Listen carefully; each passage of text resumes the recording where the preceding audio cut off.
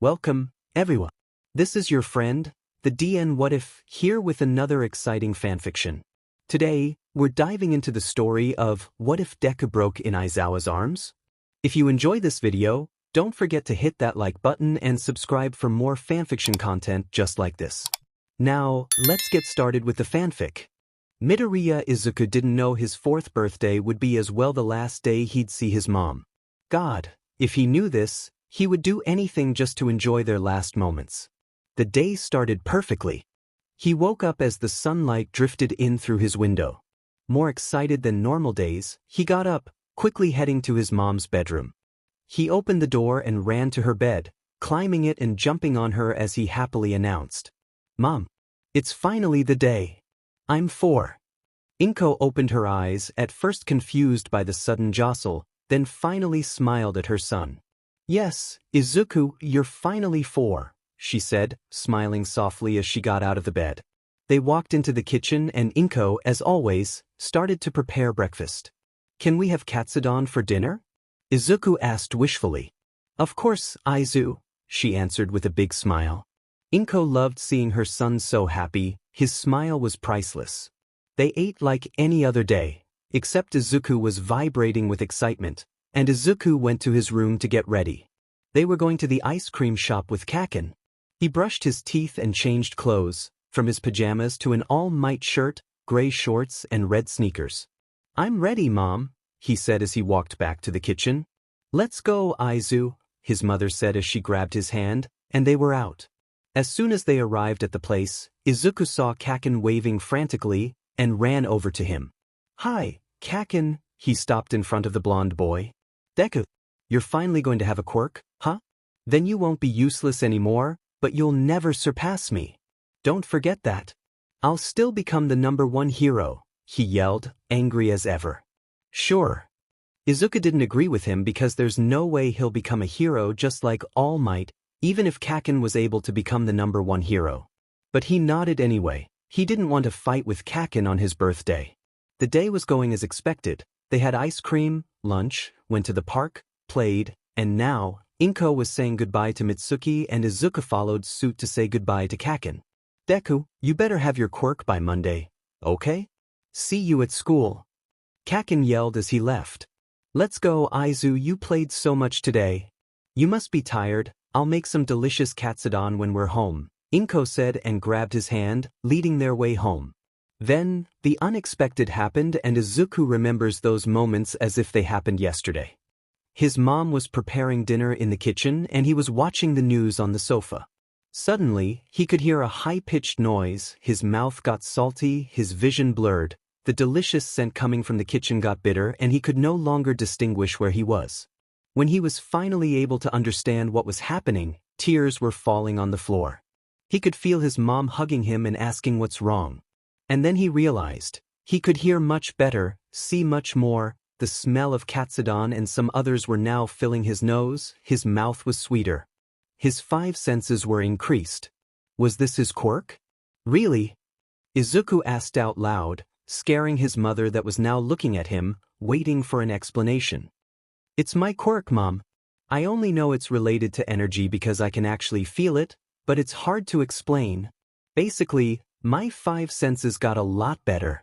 And it seems that some of this energy was, as well, transmitted to my brain, which is making me think so many things at the same time.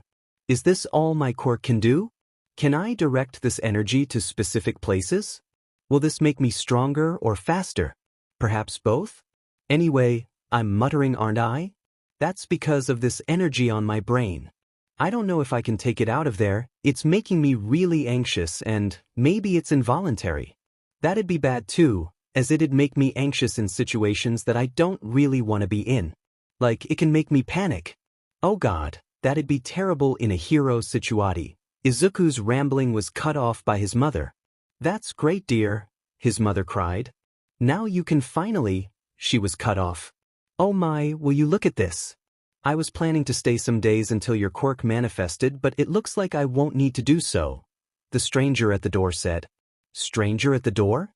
Izuku was so lost in thought that he didn't notice someone opening their door, even with a better hearing. He'd need to write all of that down, But not now, he was more concerned about the man in their house. "Get out of my house, Hisashi," his mom said, getting up and grabbing his hand. She knew him? Not knowing who this Hisashi was, Izuku hid behind his mom's hand, peeking to see what was happening. "Give me the boy, Inko. You know, it'll be a lot easier if you just do as I say." Izuku felt a shiver run down his spine. The man wanted him. "But I'll never give my son to someone like you. You're not welcomed here." Izuku had never seen his mom this angry before. It scared him. The last thing he remembers about that night is the fire.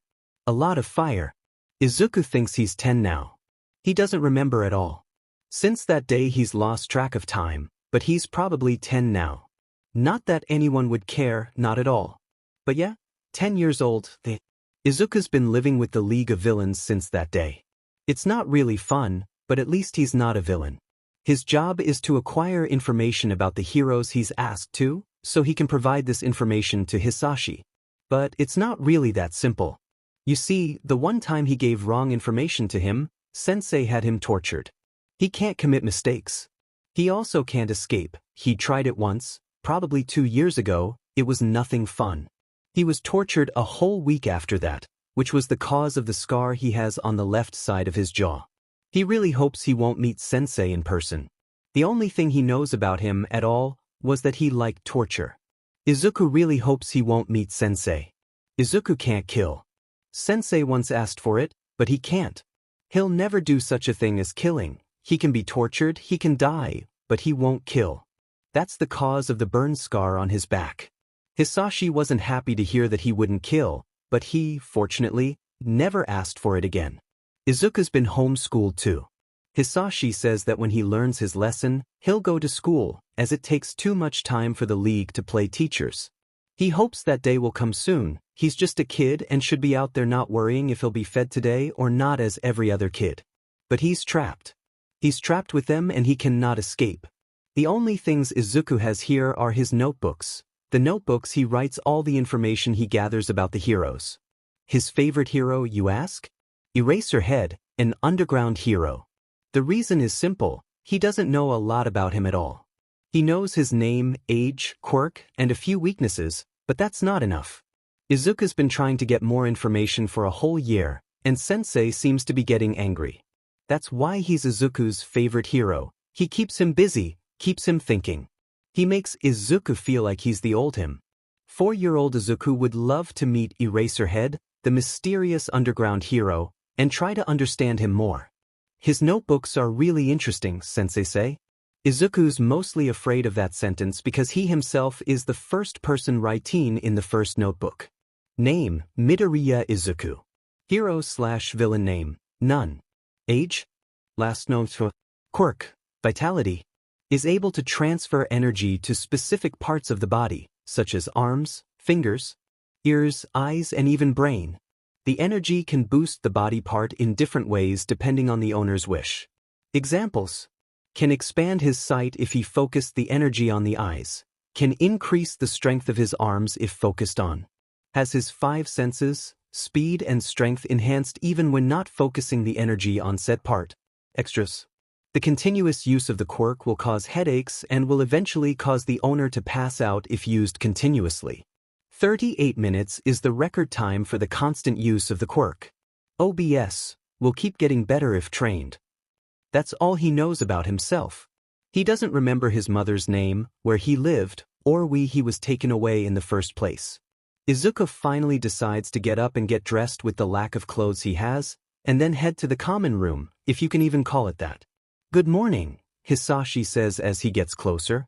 "You'll be going to school tomorrow." "What?" His voice is raspy and low. The statement took him completely off guard, which made him immediately regret talking. "Did I give you permission to talk?" Izuku shakes his head as a silent no. "But, as I was saying, you're going to school, starting tomorrow. Kurogyari went out to buy your uniform.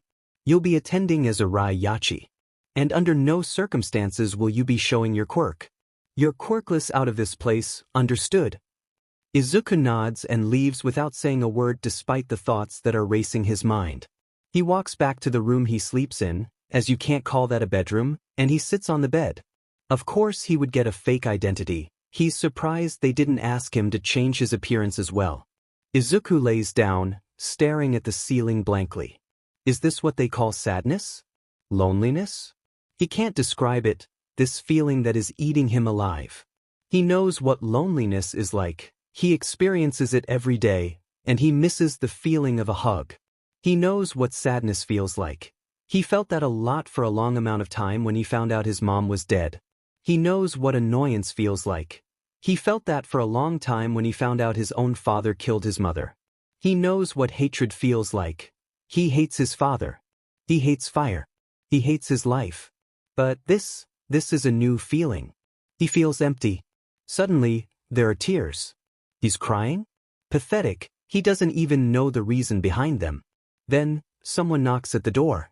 It's open, he says, colder than expected, rubbing the tears off his face. It's Kurogyari with his uniform. Good morning, Izuku. You won't be doing any jobs today, so use the time to get prepared for school. Good luck tomorrow. Thanks. He's able to mutter before the man goes away, leaving the uniform on his desk. He actually likes Kurogyari. He treats him incredibly well compared to Sensei and Hisashi, but he's still a villain. Izuku stares at the uniform and then at his bed. Like hell he'll prepare for school when he's sleep-deprived because of his fucking job. Get up is a wonderful way to wake up your son on his first day at school, isn't it? Izuku slowly gets up and gets dressed. He slept a lot yesterday. He gets his bag ready, leaves out of the room, and walks to Hisashi. The man doesn't say a word. He indifferently drives him to the school and before leaving he says, "You know what will happen if you say anything." His eyes. Izuku hated that look in his eyes. The man leaves and Izuku is left looking at the ground with more thoughts than he'd like. School is not a good place, Izuku concludes. He barely even introduced himself and there were already bullies targeting him. Wonderful, isn't it? Oh, but it can get even better. His childhood friend, Kaken, is one of them. It's impressive, the fact that the blonde doesn't recognize him. It's only been 6 years. Yes, sarcasm. Izuku curses himself. This is not what he wants to become, but the universe is not on his side, so he drops it. It burns. Just like his Hisashi's fire, Kaken's explosions burn and Izuku hates it. He hates how there are burns all over his body. He hates Kaken. He never wanted to, but they burn. He's being called Deku again. He's being bullied for being something he is not. He has a quirk. Kaken calls him Deku, but he doesn't remember who he is. He couldn't. And if he did, he'd be dead before realizing it. Izuku hates school. He's started to feel done of being bullied. He wants to fight back because he's not useless like they say he is. He's not a stupid Deku, fuck it. He's not even quirkless. But he can't. Maybe he's useless after all, just as they say. He can't do anything because he's not useful enough to break the rules. He's a coward for following Sensei's rules just because he's afraid. But afraid of what, you ask? He doesn't know. Should Izuku be afraid of death? He doesn't know. If you think you'll have a quirk in your next life, go take a swan dive off the roof. Kaken tells him one day. It's not actually a bad idea if you stop and think about it. It's been 4 years and nothing has changed at all. Kaken still calls him Deku even when he doesn't remember who he is. He still lives with the League, still works for them. The only thing that changed is how Izuku feels. If he felt happy, angry, or sad before, he doesn't remember. He's numb. He doesn't care anymore. He doesn't care how many scars he's gained the past several years. He doesn't feel anymore. So, what bad would it be if he just jumped off the roof now? None. His mom isn't here to care. He'd happily thank Kaken right now that he is sitting on the edge of the roof, thinking about how much pain he'll feel before he dies. It was great advice for the first time. Who knew Kaken could be supportive for once? He takes one last look at the view. It's an enjoyable moment considering that it's his last. Or at least he thought it was. Hey, kid, Eraserhead says behind him, coming out of nowhere. Eraserhead, he whispers, surprising both himself and the hero. He hasn't talked for a while now. He comes closer, but Izuku is still confused. What is he doing here? I'm all ears, the hero says, sitting down beside him. He looks up at him in confusion. Where into you going to jump, kid? He doesn't feel like talking. His throat is rough, his voice sucks, and he feels like crying. Eraserhead says nothing for a while. He just sits there, keeping him company, and Izuku is grateful. He takes a deep breath and rubs his eyes with his wrists. He doesn't know why he starts talking. Maybe he just needs to talk to someone, maybe he just wants all of this to be over, maybe he's just done. So he talks, and the words fly away from him, and even if he wanted to, he can't stop. It's not like it matters anyway, he'll die after this. So he tells him about his quirk, his scars and their stories, about the league, the notebooks, how numb he feels, how he's being bullied for not having a thing that he had since he was 4, his fake identity, and what his childhood friend just told him moments before this. How done he is with the world and its utter bullshit, how he sometimes catches himself questioning if he deserves what he's going through. What he didn't expect, however, was a hug. What he didn't expect was to feel like the world just fell off his shoulders. What he didn't expect was to have a breakdown right on Aizawa Shura's arms, and that all the feelings he's been keeping inside would just flee like this. Everything is going to be okay, Izuku hears the hero whisper to him as the man wipes his tears. Hello there, kid, I'm Tsukachi Naomasa. The man greets Izuku with a smile. Izuku was fucked. He didn't expect Eraserhead to drag him by force, and now he was here, police station, guy with a lie detector quirk, and fucking fucked. What should he do now? He can't just try to run away, not when he's still wrapped in Eraser's capture weapon. Fuck. Language, problem child, Eraser says, tightening the grip. Wow there, problem child? He gives the hero a look and turns his head. Well, hello there, attitude. Izuku tries not to roll his eyes, but he can hear a small chuckle from the detective. Okay, so let's start, shall we? The man guides them to a room and Izuku is left with him. Be honest with me, alright kid? You probably already know my quirks, so don't make the job harder. Izuku sighs as he tries to decide what to do. Is everything you told Eraserhead truth? Damn, why did he even tell him in first place? Yes. What is he going to do? Fuck, if Hisashi finds this out he's dead. And he probably will. Do you want to go back there? When the question is spit out, Izuku gives the most obvious look to the man. Of course not. Tsukachui, Izuku remembered, sighs in relief. Well, at least they believe him now. But it doesn't really matter, right? He was a villain after all. You're Midoriya Izuku, the kid who disappeared 10 years ago? Wow, now that he thinks about it, 10 years sounds like a lot of time. Probably.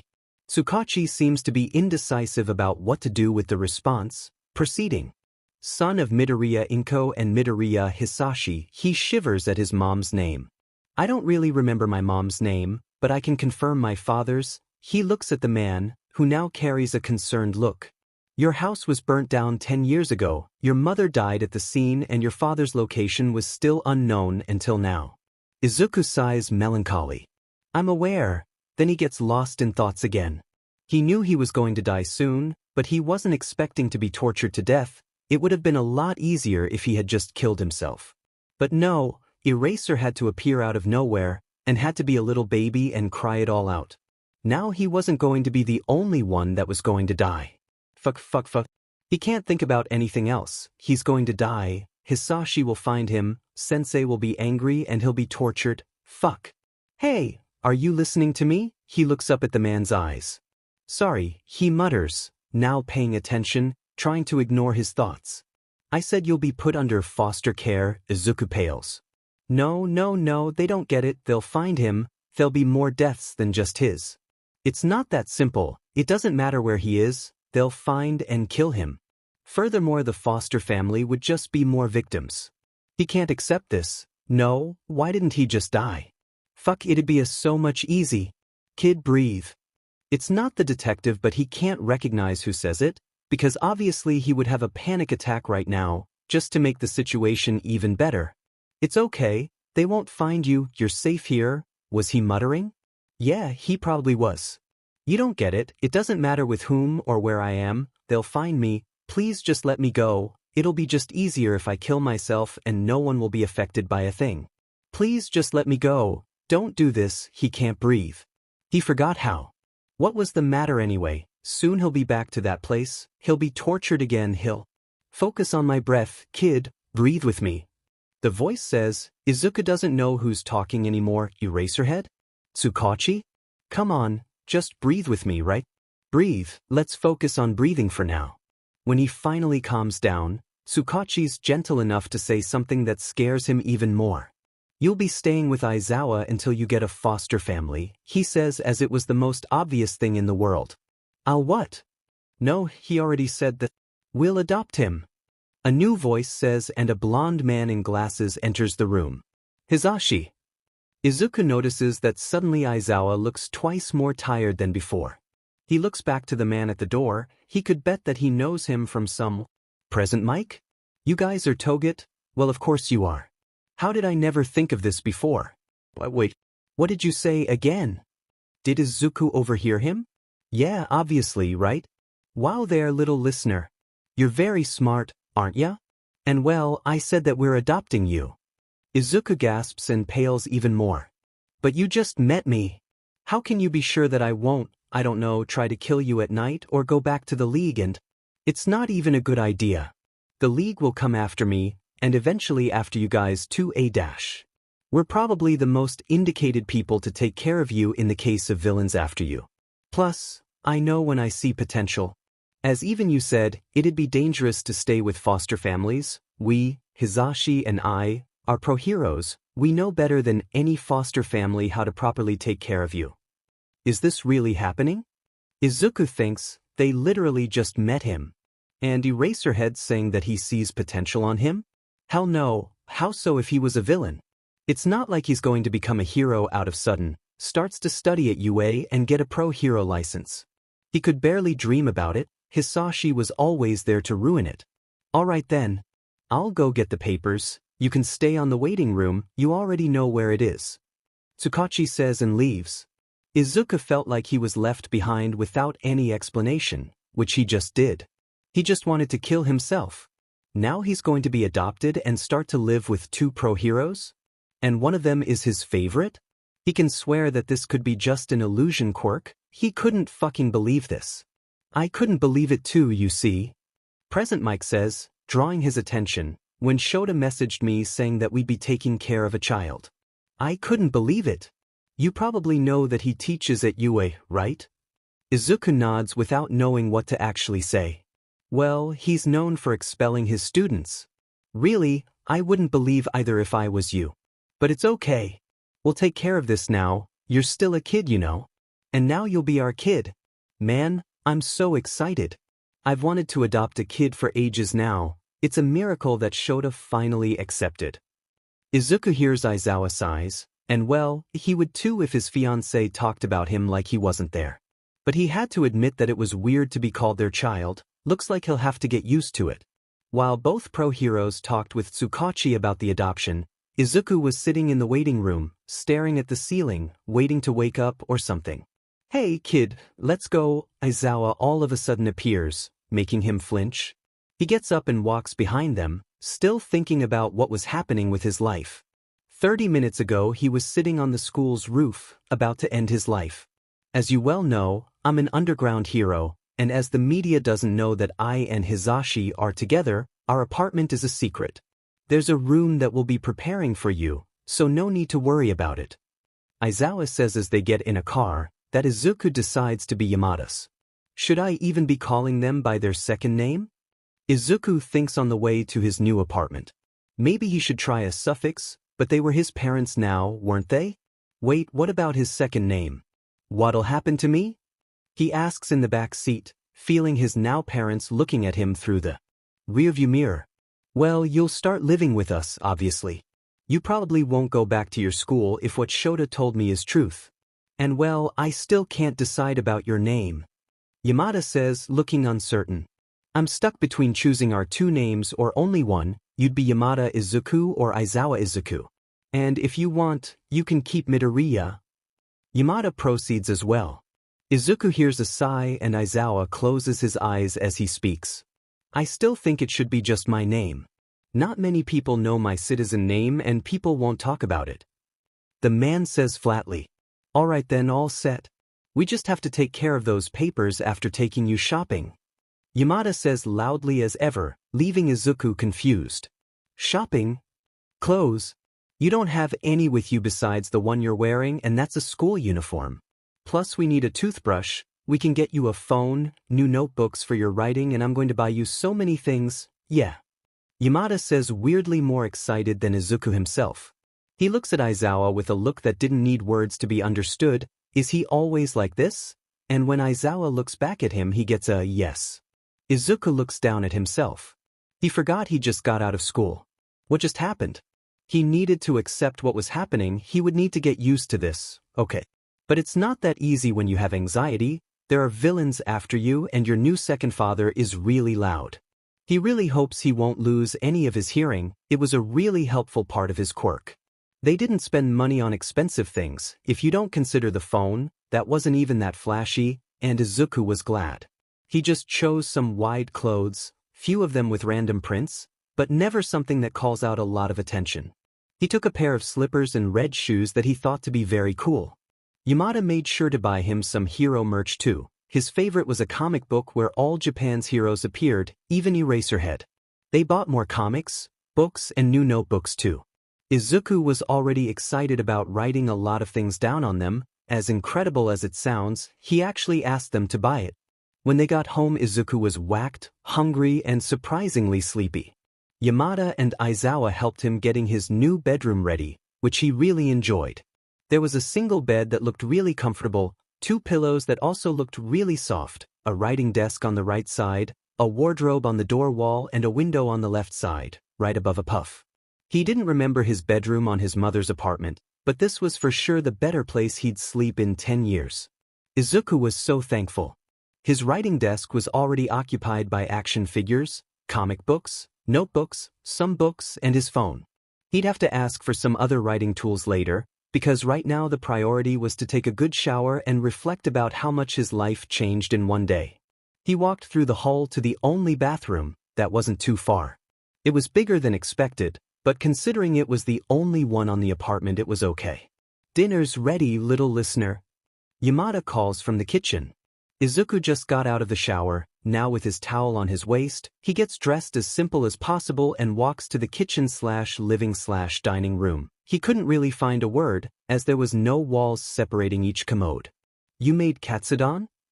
He says, getting closer to the table where the couple was already sitting. It looks like I made the right choice choosing what we'd eat. Yamada grins at Aizawa. Izuku sits down looking at his bowl. Thank you, he says, catching their attention. You didn't have to do this, but you made more to me than I ever thought I'd have. You gave me a comfortable place to sleep, the only decent meal I had in 10 years, a place to live. A home. You just dash. Then he starts to sob, trying to rub the tears away. Thank you so much. He is able to say before his parents evolve him on a hug, and he is sure that Yamada is crying. It's okay, kid. This is our job now, to take care of you, make sure you're safe and okay. We're your family now. Everything will be just fine, Aizawa says, and Izuku feels Yamada releasing them. Izuku takes a deep breath, brushes his face. No more crying. They would have eaten with perfect silence if it wasn't for Yamada's loudness. He tells them about his day and something about a student committing the most stupid mistake on the history of English. Then he looks at Izuku with an excited face. Did you learn English, little listener? Yamada asks, making Izuku looks up at him. Yeah, I think I'm fluent, but I'm not the one to judge. He says in a perfect English, surprising both Yamada and Aizawa. He is clearly embarrassed now. Yeah. The blonde screams with his quirk, causing Izuku to jump on his chair. Hizashi, don't be so loud, you know about kid's quirk, Aizawa says, sighing. Not news though. Oh yeah, sorry there, Izuku. But that's great news. It's really impressive to be fluent on a foreign language at your age. Izuku's taken aback to hear his name for the first time, but just smiles at Yamada, muttering a thanks before finishing to eat. Aizawa washes the dishes while Izuku and Yamada are watching the news. Slime villain attacks child and All Might appears to help. Izuku pales. That's Kaken. Yamada looks at him concerned. Your said childhood friend? Aizawa looks at them worried too. Why yeah. He doesn't know what to say. He's lost on the occurrences and he honestly doesn't know what to do. I'm sure he's okay, Izuku. Now let's go to bed, shall we? It's getting late already. Aizawa says behind them, walking to his and Hisashi's room, leaving the blonde to take care of the child. Yamada scolds Izuku to his room, putting him on bed. Good night, little listener, he says, and before leaving he kisses Izuku's forehead. Good night. Izuku whispers behind the biggest smile Yamada ever saw the boy giving them before. Izuku was okay now. He had a family again. He just hoped this day wasn't all just a dream. By the time he wakes up, everything is dark. He's lying down on a stiff bed and his pillows as thin as silk. He was obviously not home. Izuku gets up looking around. There's a small window on the top of the wall, with thick grids. Is this a prison? He asks himself, while he desperately looks for a door. There is one, a very old and silver door. He tries to open it, but realizes that it's locked from the outside. He looks at the room again, there's nothing else and he's all by himself. Where's Mom? Who was the man at the door? Are his thoughts as he sits on the bed, holding back tears. Where am I? He finally questions, and he's surprisingly answered by the door, that is open brutally. Get out. Follow me. Izuku is scared. He can't see the man's face, but his voice is the same as the man's. He follows him without saying a word, the fear occupying his entire throat and mind. After walking for something that seemed like 5 minutes, they finally enter a big room. There is a small center table surrounded by chairs, where he could see someone, or something that looked like a portal, sitting on one of them. Sit down, the man orders, and once again he does what's said without questioning. I am Midoriya Hisashi. I am your father and from now on you will be working for the League of Villains. There's suddenly too much in his head, he can't properly process what's happening, it's all too much. The room starts to spin and the ground's suddenly too far away from his. Father? League of Villains? Work? He was 4. What does his father meant by work? Is he going to become a villain? Would he have to kill people?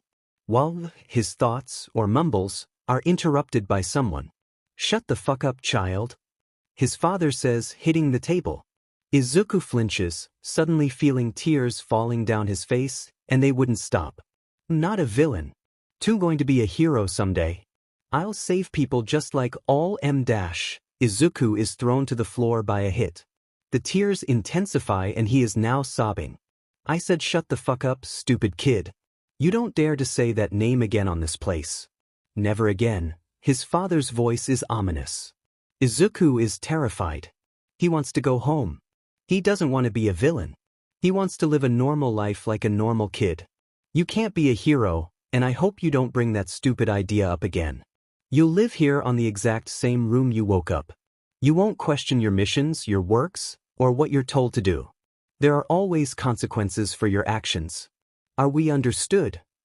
Izuku looks up at him before getting up, terror filling his eyes. Yes, father. Then there is foot in face, causing more tears to fall. It's probably going to leave a mark. Don't you ever call me that again, and only talk when I give you permission. Understood? Izuku nods frenetically and gets up, walking back to his bedroom. The portal man does nothing but watch. Izuku didn't even see a little of pity on his eyes. He hopes that heroes will come to save him. They will, right? Because Izuku is scared. He wants to go home. He wants his mom and her warmth again. He wants to play with Kaken and show him his quirk, just as he wants to understand it more. He doesn't want to stay here, but a deep voice in his mind tells him, you don't have a choice. He hears footsteps getting closer and the door is once again open with savagery. I decided to play with you a little before going out. His fat Hisashi, he corrects himself, says with a grin. Izuku is sweating considerably when he wakes up. He also can't seem to find any air to breathe. He finds himself in an involuntary hug with his knees, and can feel tears coming out of nowhere. He doesn't want to wake Yamada or Aizawa, so he picks up his phone, reading 3:47 on the screen. Okay, don't cry, Izuku, it's okay, you're safe now, the heroes didn't find you but you're okay, Eraserhead and Present Mike will protect you and the heroes didn't find you. He curses himself, feeling tears on his cheeks, the thoughts filling his head. They didn't care. You see, you spent 10 years living with villains, working for them, being tortured, suffering and crying, but no one came for you. They don't care. You are insignificant. Why would heroes save you at all? You can't even think of being a hero again. A kid who is the son of a villain and even worked for them can't ever be a hero. You are nothing. You are pathetic. Trying to kill yourself to get rid of your problems? You are a coward. Nothing but a coward villain. You will die soon, you know. Eraserhead will get tired of you and your stupid attitude, then he'll get rid of you. Sensei will find you, torture you for weeks and finally kill you. Maybe he even lets you live without a leg or two. You don't need them to make analysis at all. Hey kid, it's okay. He looks up surprised, finding a concerned Aizawa placing a hand on his shoulder. Breathe with me, okay? Izuku nods, ignoring every thought that was possibly going to cross his mind, and follows Aizawa's breath. Great. One more, okay? He nods again, breathing with the man in front of him. They do that 7 times, a break in between one from another. Are you okay? Aizawa asks, finally breaking the silence of their breaths. Izuku nods. Dream, he whispers. Do you want to talk about it? Izuku poorly looks at the man's eyes, thinking if he should. Maybe you don't want, but must need to, Aizawa says, himself unsure. It was my first day with the league, he starts. I was confused, didn't remember what exactly happened, and wanted to go back home. Hisashi told me he was my father, and I got even more upset. I didn't want to be a villain. I wanted to be a hero and save people, not destroy them. And then Hisashi came to my room, saying that he wanted to play with me. I have a lot of scars from that day. And no hero came to save me as I claimed. I just felt so insignificant, so useless.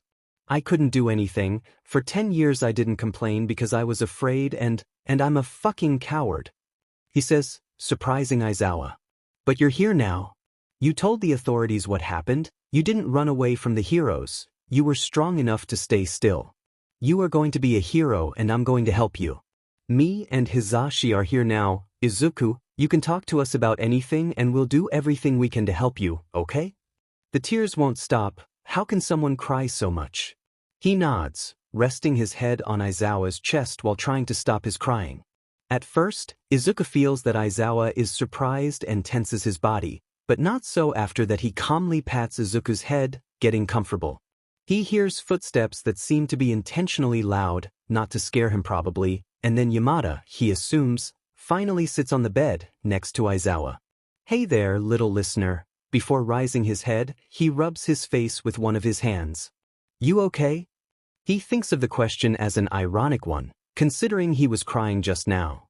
Now he's silly nightmare. Aizawa gives him a look.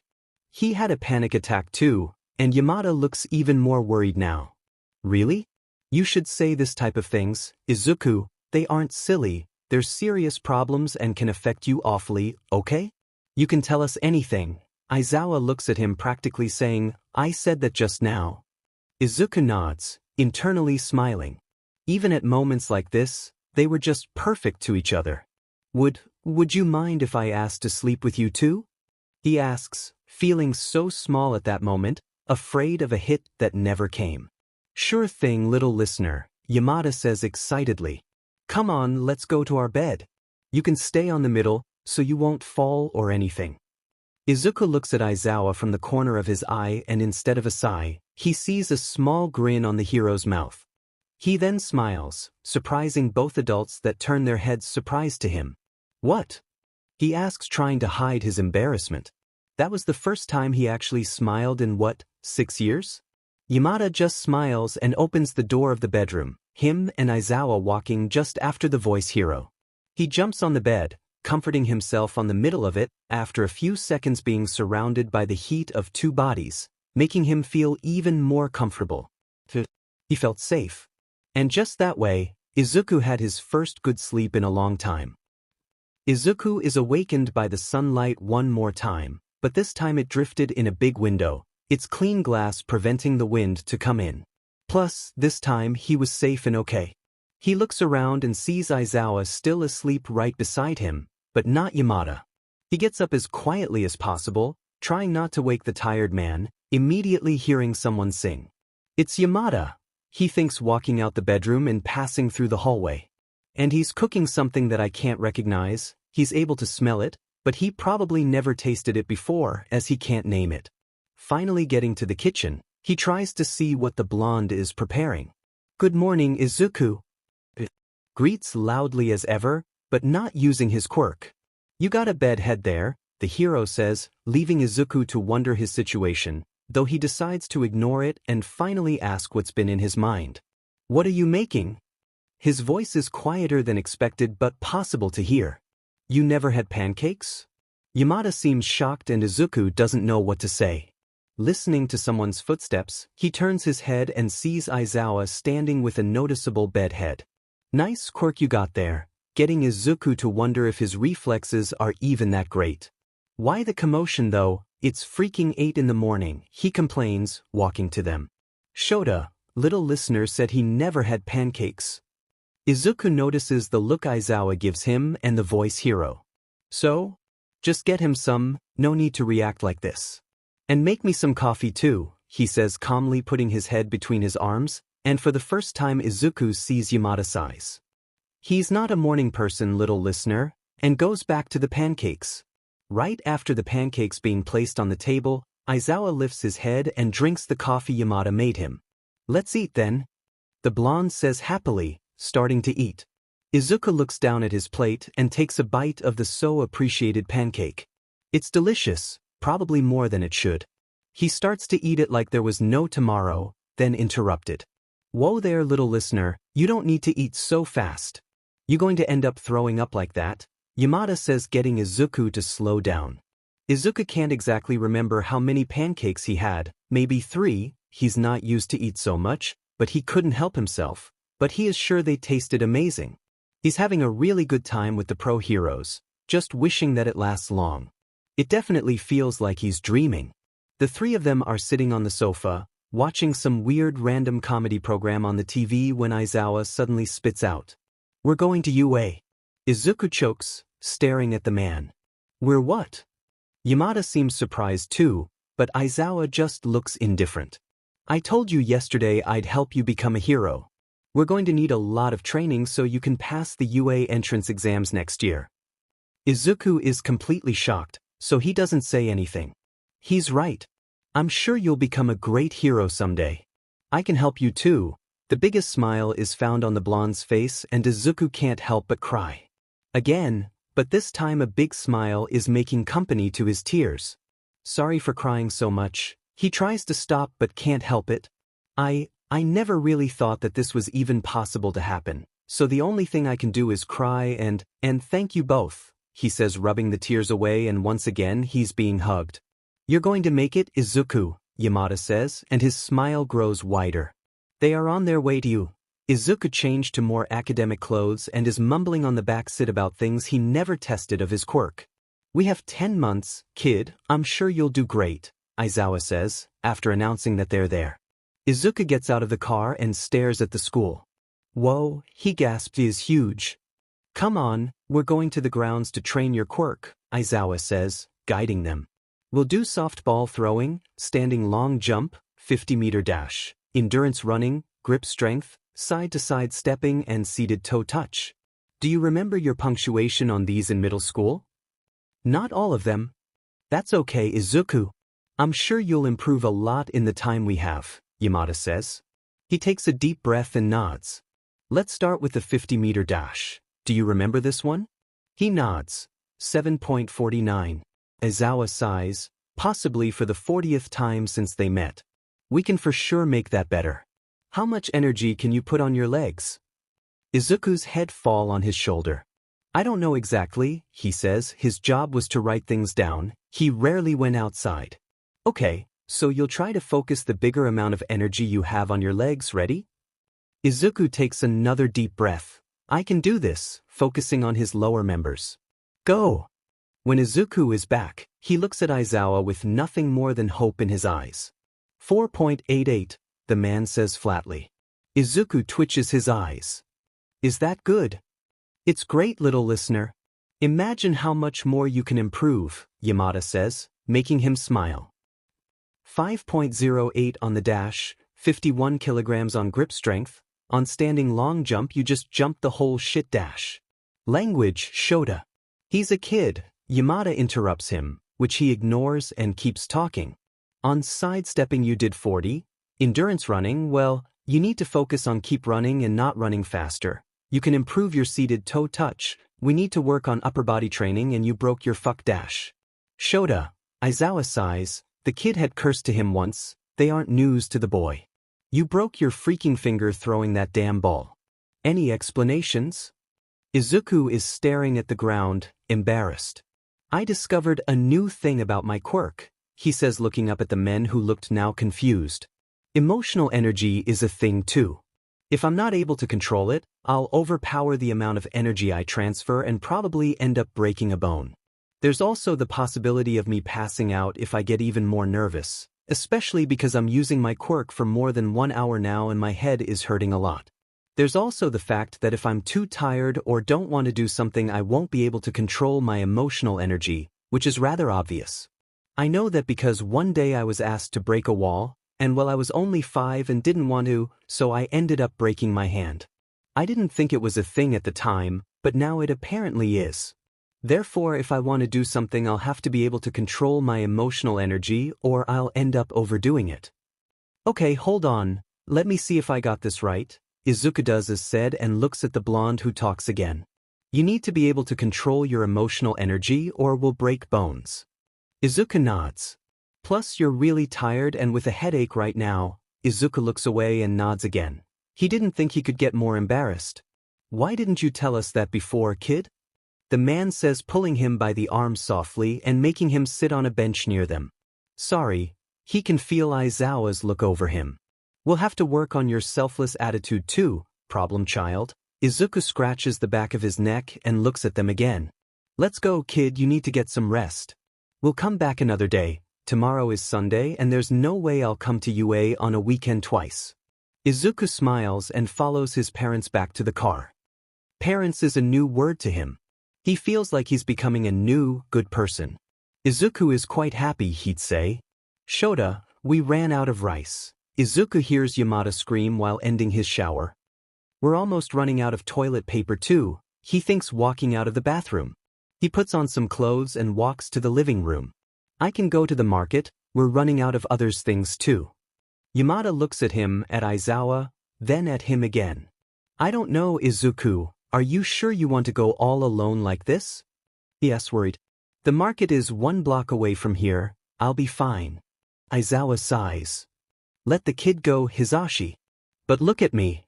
Izuku tenses and looks at the man's eyes. You're taking your phone with you and are going to call if you hear anyone, I repeat, anyone walking with you. I don't care how plain they may look, safety comes first. Oh, and I changed your phone's username. 2. Hope you don't take it as an offense. Izuku wonders what changes the man did, but smiles ignoring it. I'll be fine. Once again it's 1 block. Do we need anything else? Yamada nods and starts to write down a list. Izuku picks up his phone, the list and leaves. I'm out. Izuku's trip to the market is quiet, he doesn't hear anyone and not even an animal crosses his way there. He gets everything he needs and is about to go back home, when he hears crying. Izuku hears crying. He immediately follows it, going to the opposite way home, but to the crying. He finds a boy sitting on the floor with his back to a wall, hugging his knees. He looked familiar, but that's not what Izuku needed to worry about now. He gets closer and sits down beside him. Hey, can I help you somehow? He asks softly and calmly, not wanting to scare the boy. Unfortunately, the boy flinches, but doesn't say anything. I'm not going to hurt you, I'm probably your age, he says quietly, and that, somehow, called the boy's attention. That's when he recognizes him. Todoroki Shuto, one of Endeavor's children, the kid he was sure that was abused by his father because of his researches on the pro-hero. He has his red hair covering his left eye, where Izuku knows is a big burn scar. He feels like a big-ass stalker, but decides to ignore the feeling. Can I? Izuku asks, softly lifting his hand. If you really want to, Todoroki replies, and it almost goes unheard. Izuku moves away the red hair from his eye and smiles. It's beautiful, Todoroki's eyes wide in surprise. It's gross. It's a part of you. It proves how strong you are, and shows that you are okay now. You went through what you did and you're okay. You only need to accept it, and accept yourself. He pauses thinking if he should say what he has on mind. You're not what your father wants you to be. You are you, and you are the one who writes your own life. It doesn't matter what he says or do, you're your own, you're not an object or a trophy, you're your life's hero. Who are you? Todoroki asks, looking up at his eyes. You can call me Izuku. Izuku smiles brightly, pulling out of his pocket a small piece of paper and a pen, writing down his number on it. Todoroki is left behind without a chance of protesting. Izuku leaves of embarrassment, hoping he would text or call whenever he needed. It's not like I planned this, I just had a piece of paper in the case I needed it, not to write my phone number because of someone. Oh, I imagine how weird I sounded. What does he think of me? Saying those things about his personal life, he must think I'm a stalker. And even giving my first name. I promised myself I would introduce myself as Deku, now he probably think it's even more weird for me wanting him to call me by my first name. Gosh, I just felt empathy, I've been through the same I guess. What would Shota thinks about this? Shota? Since when did I start calling him by his first name too? Maybe it's because Yamada calls him like that all the time.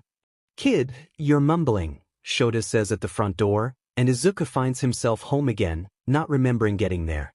I brought everything, I'll leave the change on the table, he says, ignoring the thoughts and bringing the bags to the kitchen. Did something happen?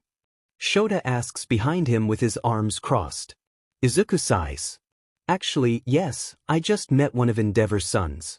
After explaining to Yamada and Shota what happened, listening to things like, something could have happened, don't you do that again, and, it could be a villain trying to fool you, Yamada started to cook dinner, Shota went for a shower and Izuku was on the floor in front of the TV, watching the news. He notices that Eraserhead was the hero who defeated the villain of the news, but there was no videos or pictures, so he starts to mumble, imagining how was the fight, writing it down on one of his new notebooks. So if Shoyuta can do that without needing to take dash. Did you just call him Shoyuta? Yamada asks, ignoring everything else and interrupting his mumbling.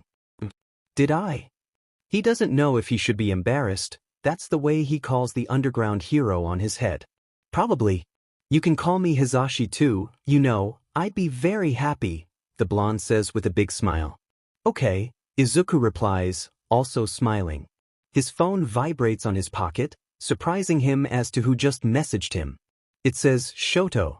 Hi, it's Todoroki. I'm texting you because you left your number, but I'm not sure what to say. Izuku vibrates, thinking of an appropriate answer. It's okay, I left my number so we could talk. There's a pause, and Izuku wonders if he should say something when he finally realizes that his name is Tired. He did look tired most part of the time. Shota has a point when saying they looked alike on that aspect. Then Todoroki sends another message, breaking off his thoughts. So your name is Izuku? Which is awkward, because now he has to explain why he gave his first name to a stranger. My first name is... I prefer being called by it or just Deku. And by the way, are you free tomorrow? I kinda want to know you better. It's okay if you don't want to, though, I understand. It's weird coming from someone you just met, and I said those things too. He awaits an answer nervously, having to reread it when it comes. You can explain it all to me in person. Same place at 2? He smiles. Sure. See you there. What are you so happy about, Izuku? Hizashi asks, showing up right behind him, trying to sneak and see his phone. Izuku turns it off and tries to keep calm. I'm going to meet him tomorrow, the man gasps in a smile. Endeavor's son? He's loud, but not using his quirk. Yeah, he told me to meet him at 2 on the same place. We're probably going somewhere else, we can't stay on the streets like that. He then starts to wonder if he should bring money. It's a date. Hizashi says, using his quirk, making Izuku look at him almost disgusted. What? No, it's not, we barely know each other. We'll just talk. Before any of them be able to open their mouths, they're interrupted. What the hell's happening here? Shota says, coming back from his shower. Izuku has a date. Hizashi says, all cheered up. turning his head to his husband, who looked uncertain about the situation. Endeavor's child? It's not a date. Izuku says, unintentionally too loud, trying to convince both his parents and himself. While there, kid, calm down, I never saw you angry before. Mind to clarify the situation? Izuku takes a deep breath and tries to explain it. First of all, I'm sorry for screaming. Basically, I asked to meet him because I want to know him better, but not in that way. I just want to be friends like I want to help him. I know better than anyone what he's going through, and he may need someone who understands. Or at least that's what I think. Shota gets closer and sits down on the sofa behind him, making him turn his head. Are you planning to tell him? Hisashi seems more interested and gets closer. I don't know. I'll just tell him what he needs to hear or whatever I'm comfortable with saying. He sighs. Hisashi just smiles. You're a really good person, Izuku, saying that and going back to cooking, leaving just Shota to talk to him. You must do what you think is better, kid, and I think that what you're doing for him is great. Just keep it like that. Izuku smiles with the advice, turning back to his mumbling and notes, just to hear Shoyuta whispers not for the first time. Damn media. Izuku struggles with dinner.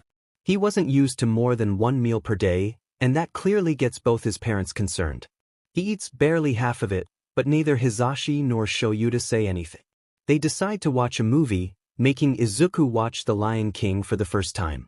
At first he thought he couldn't cry watching a kid's movie, but he did. And then again with Spirited Away, WALL-E, My Neighbor Totoro, and before he could do something, he falls asleep on the couch between the heroes. Suddenly, it's morning and he isn't on the couch. He finds himself on his soft bed. Izuku gets up confused, walking to the kitchen where he finds Hisashi and Shota eating together. What time is it? Hisashi looks up surprised. Good morning, Izuku. I believe it's something like 1 p.m. I was late with lunch today.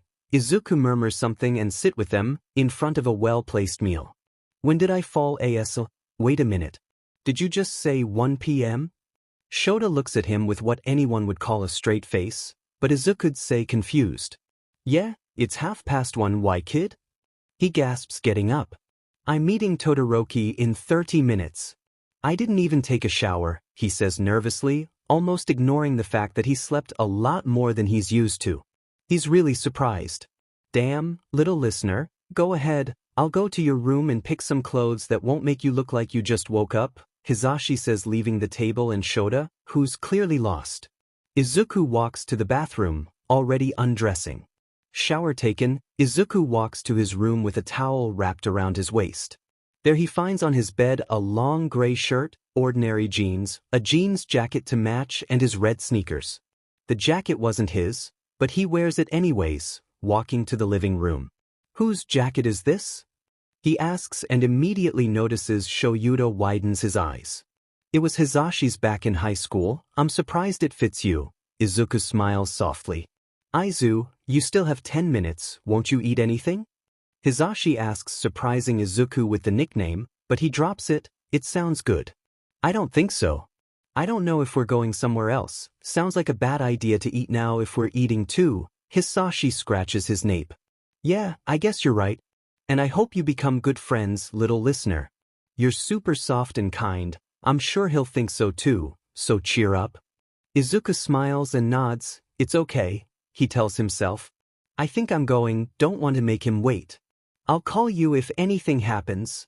Before closing the door behind him, he hears Shoyuta says, Take care, problem child.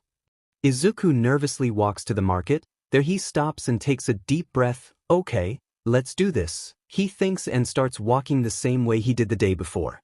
Getting there, he leans his back against the wall and checks his phone.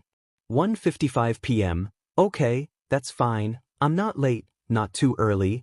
And before he can do anything else, he feels someone touching his shoulder, jumping of his position to a defensive one.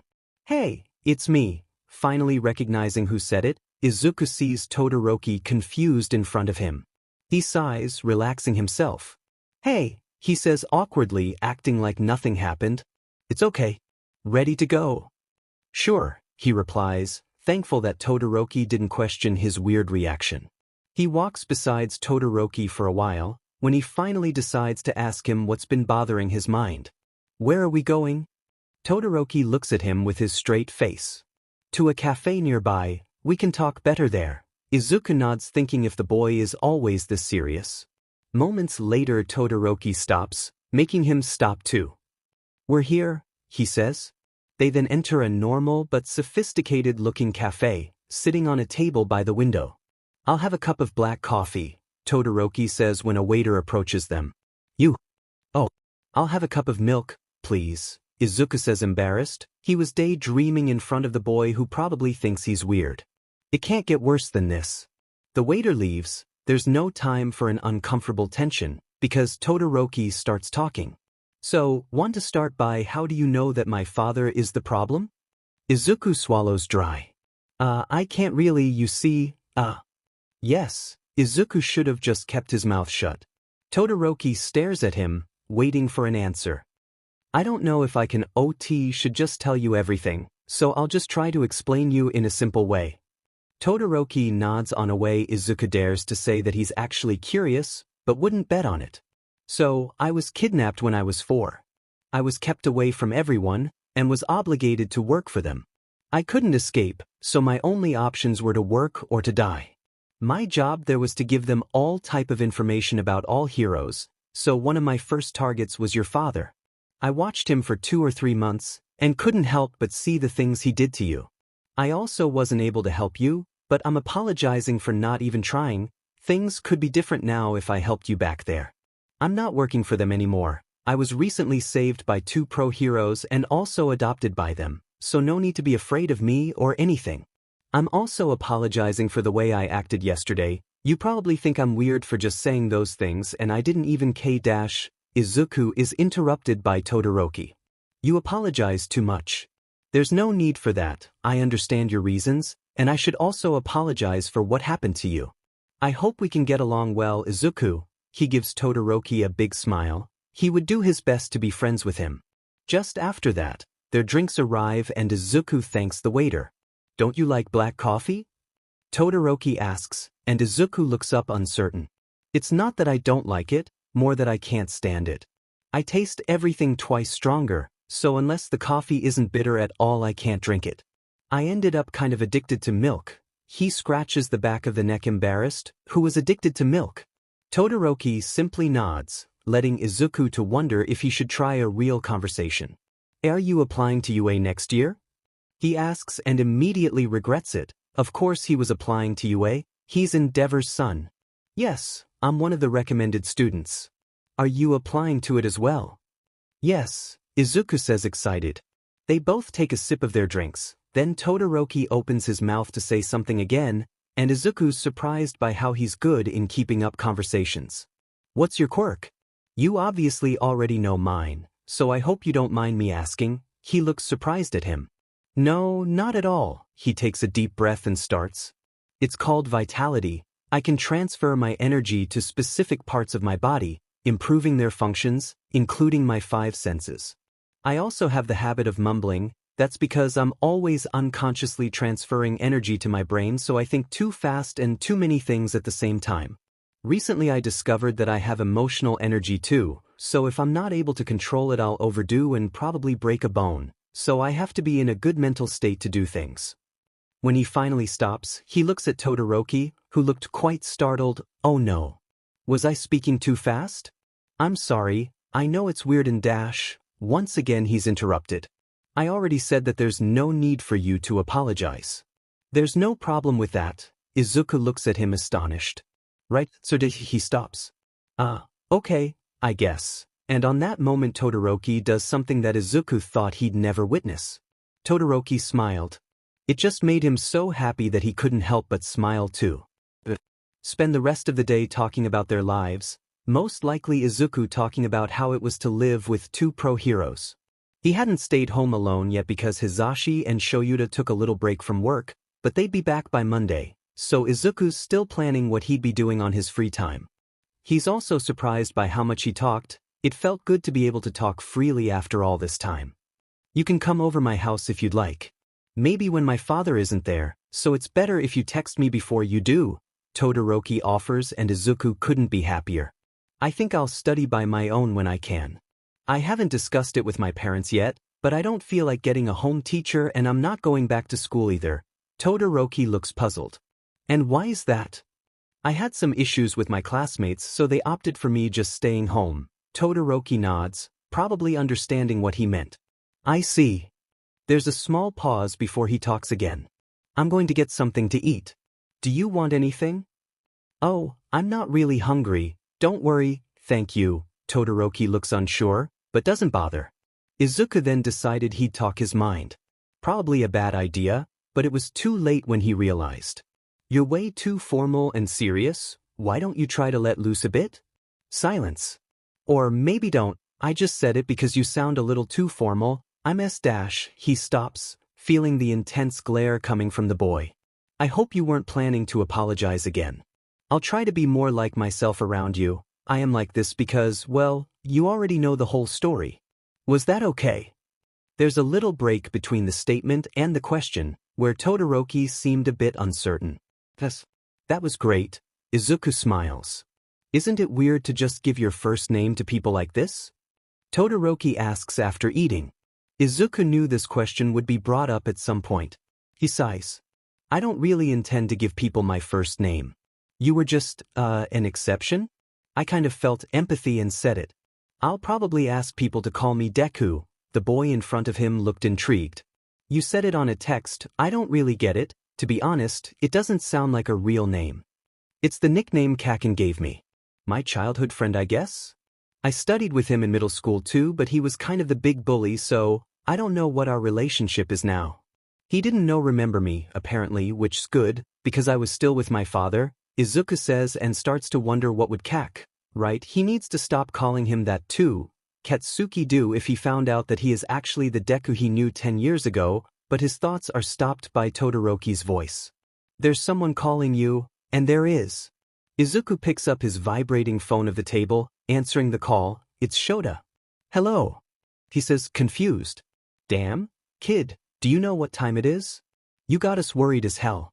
I'd appreciate if you'd come home, it's already getting dark. Izuku takes his phone away of his ear, to look at the time. Shit, he mumbles. 6:07 p.m. it said. Okay, I'm coming, I'm sorry, I lost track of time. He can hear Shota sighing on the other side. It's fine, just come back already, he says before hanging up. Got to go? Todoroki asks flatly. Yeah, I'm sorry too, just leaving like this. The boy eyesides him, but doesn't say anything. Right? See you next time? I'll probably text you, but I don't know, he says getting up and being followed by Todoroki. Mind if I accompany you? Izuku looks confused. Sure, any reason in specific? To his jolt, Todoroki scratches the back of his neck, embarrassed. I kind of want to see who you're living with. You talked really well about them but never who they were, but if you don't want me to go it's okay. Oh no, Izuku exclaims. It's fine. I just hope you don't have a problem with same-sex marriage. Izuku knows that Hizashi isn't recognizable when comfortable at home, hair down and normal glasses, plus, chances of Todoroki knowing Eraserhead were lower than 10%. Izuku quietly hoped that Todoroki wouldn't recognize him. He'd be in a lot of trouble. Oh no, I like boys too, Izuku chokes. You sure are direct. They start walking back, Izuku leading. Is that a bad thing? I just thought I could tell you, we do have a lot in common.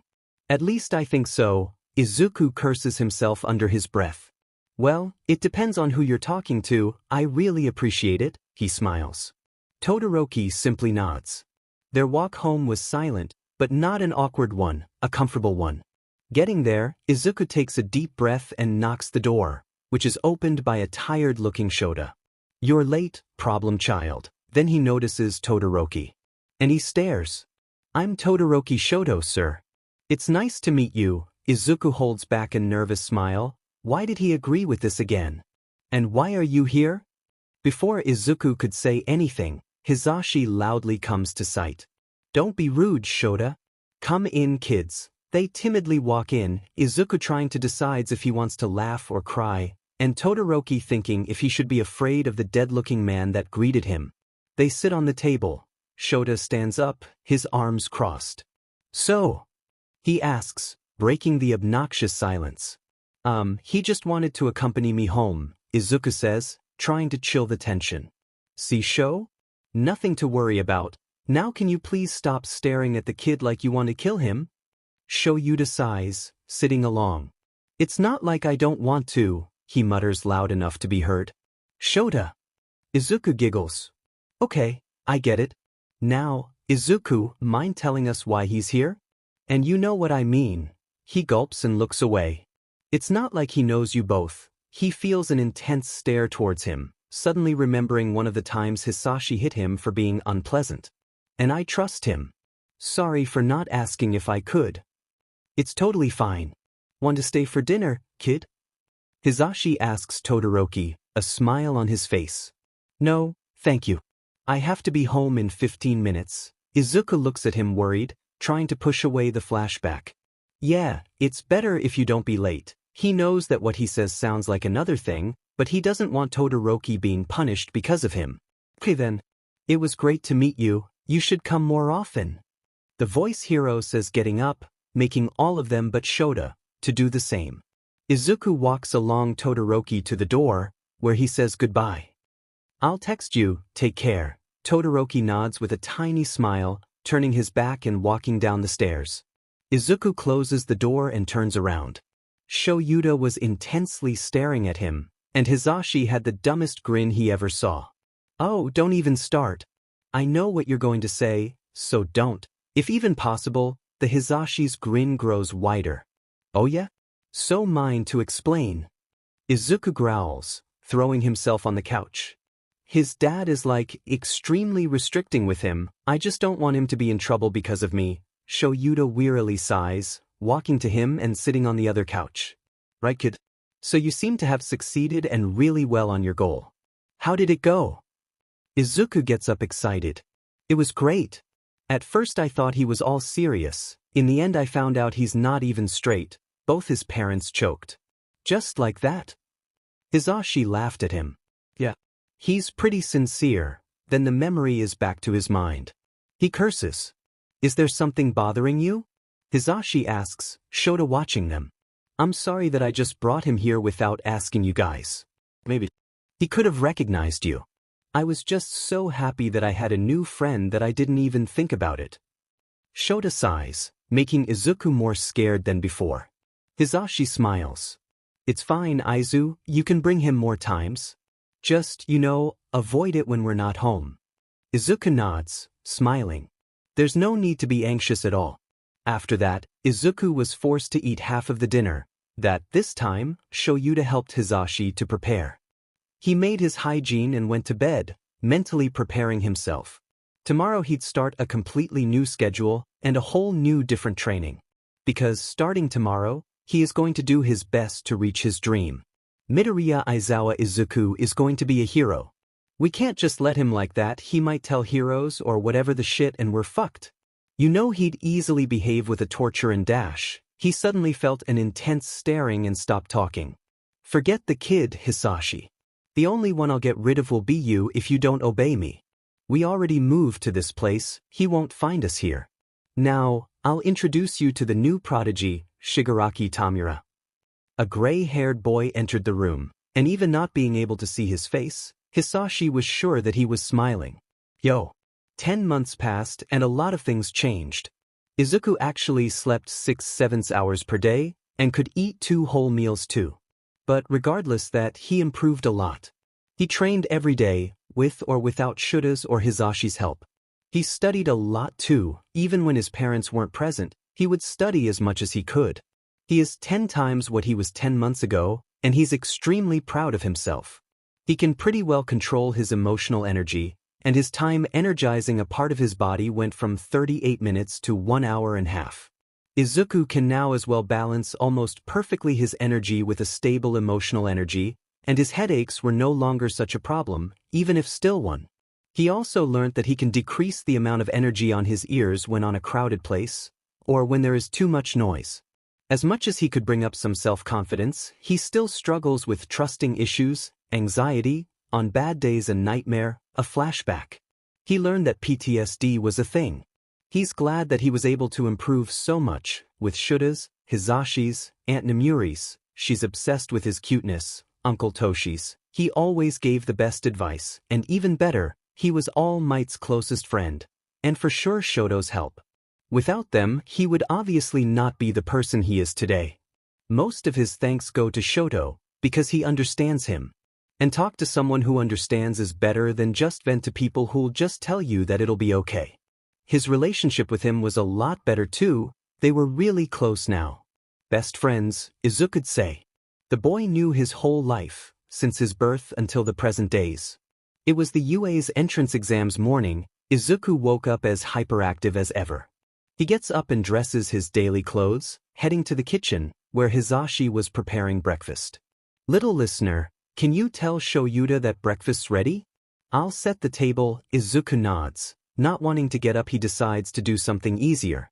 Dad, breakfast is ready. His voice getting lower each letter, when Shoyuta finally appears on the hall with a straight face. Gasping in embarrassment, Izuku starts. Oh God, I'm so sorry, I didn't intend to, it's just tea dash. Shoyuta cuts him off, walking to them. Come on, kid, there's no problem with that, it's not like we're not your fathers or something, Hisashi gasps. What about me? No fair. I want to be called Dad too. Izuku smiles without knowing what to say, he couldn't think of a way to call him other than. I'll call you Pa, he says on an almost whisper. Yeah, Shoyuta sighs, even though Izuku could see that he was hiding a smile. Hisashi. The kid, Izuku once again laughs, gosh, he's so happy. Oh right, sorry. A great way to start the day, he thinks, eating his eggs, once ready. Calm down, kid, you've been twitching your fingers the whole morning. Hisashi and I will be there, we still having 1 hour until it begins, and you will do fine. You are like All Might compared to what you were 10 months ago, I'm sure you'll do just fine on the exam. Shoyuta assures him. Yeah. Should is right. I bet you can at least get top 3. So cheer up. Hisashi smiles, causing Izuku to do either. But then his thoughts are filled with another thing. Wait, what about my name on the examination result? Izuku panics. Chill, Izuku, only your first name will be there. If anyone asks, Nedzu already has an excuse and no commotions will happen. You can introduce yourself with a nickname too or whatever, Shoyuta calmly says. Izuku sighs in relief. He takes a deep breath. Thanks, he murmurs before turning back his attention to the eggs. He is in front of UA now. Not like any other day of intense training, but to finally see if he can become a hero. His dads already walked in to prepare themselves, and he was left by the big gate in front of him. Taking a long deep breath, he out of my way, he freezes. Looking behind him, Katsuki stands staring at him, but he doesn't move. No, he doesn't obey to Kaken's orders anymore. He's not the same Deku. Get out of my way or you're dead. Oh. Izuku doesn't move. Almost taking him down, Katsuki passes him without a word. Well, it looks like I wasn't the only one who changed attitude. I hope you're better now, Katsuki, he thinks, finally being able to walk, but then he trips. Oh come fucking on, he mutters, ready to face the ground, which he didn't. Opening his eyes, he's floating. What Ash? Are you okay? A girl with brown hair asks him, but first he gets up properly. It's my quirk, sorry for stopping you but. Well, it's a bad omen to trip and fall, she says with a smile. Thank you, he murmurs. Yeah. Good luck to both of us, she speaks before walking away. Wow, he thinks, besides Aunt Namuri, this is the first time I actually talked to a girl in like 10 months. That he walks in. Welcome to today's live performance. He immediately takes away the energy from his ears. Hisashi was so loud. Everybody say, hey. This isn't your radio show, Pa, he wants to say out loud. No one says a thing after all, so he keeps going. Well, that's cool, my examinee listeners. I'm here to present the guidelines of your practical. Are you ready? And Izuku makes himself almost deaf. Why silence? He's a complete disaster. Something like a map appears on the screen behind the hero. This is how the test will go, my listeners. You'll be experiencing 10 minutes long mock cityscape maneuvers. Bring along whatever you want. After this presentation, you'll each head to your assigned testing location. Okay? And again, nothing but silence. Then Katsuki talks. That's so kids from the same middle school can't hell each other out, yeah? Is he talking to him? Like for real? And why consecutive ID numbers are assigned to different locations? He mutters to himself, but apparently Katsuki hears it. I'll crush 'em all. But you get to live another day, he lies. If it wasn't Dad, I wouldn't even be here because of you, he thinks angrily. Each site is filled with 3 kinds of faux villains. Points are awarded for defeating each according to their respective difficulty levels. Use your quirks to disable these faux villains. Hizashi makes a dramatic pause and earn points. That's your goal, listeners. Of course, plating the anti-hero and attacking other examinees is prohibited. It doesn't sound that hard, Izuku thinks, but there's something bothering him. May I ask a question? A boy in glasses gets up and yeah, there goes Izuku's motivation to do the same. There appear to be no fewer than 4 varieties of faux villain on this handout. Such a blatant error, if it is one, is highly unbecoming for UA, Japan's top academy. We're all here today in the hopes of being molded into model heroes. And Izuku finally recognizes him, of course, Ingenium's younger brother. And you with the curly hair, he points to him, making him shivers. You've been muttering this whole time. It's distracting. If this is some sort of game to you, then please leave immediately, he's been muttering. Sorry. He can see Hizashi twitching his eyes. Alright, sorry. Examinee 7111, nice catch. Thanks. But the 4th faux villain variety gets you 0 points. He's more of an obstacle. Have you all played Super Mario Bros? It's kind of like a thwomp. Only one at each site. A gimmick that'll rampage around in close quarters. People saying things like it being just like a video game, but Izuku kind of already knew this. Of course he didn't know about the whole test, but it's inevitable to hear some things about it sometimes. Thank you, sir. I apologize for the interruption, the boy says, sitting down. That's all from me. I'll leave my listeners with our school motto. The great hero Napoleon Bonaparte once said, true heroism is being superior to the ills of life. Plus ultra. Break a leg, everyone. Once already changed clothes, Izuku heads to the city. So big. He hasn't been on this side of UA before, as he just came for his training. Then Izuku sees the girl from before, so he walks to her to thank her once again. That girl seems to be doing some kind of meditation. Why you here? Hoping to interfere. Damn, this boy won't mind his own business. I was hoping to thank her for something she did to me, so please, don't jump into conclusions when you don't even know me. He spits out angry. He's not on the mood to this things. Gosh, he only wants to take the exam. The boy seems surprised, but before being able to say anything, and begin. What's wrong? The test started. Run. Fuck. This is not a good start. So he runs. He focuses his energy on his legs and runs. The die is cast. It's not hard to blow up the villains. They're all machines, not that strong, so far he hasn't broken no bones. 28 points. He hears the girl from before. 45 points, and the boy. 32, someone says from behind. Izuku counts 41. It's fine. He can do it. Such a wide battlefield and limited time brings out the best in them.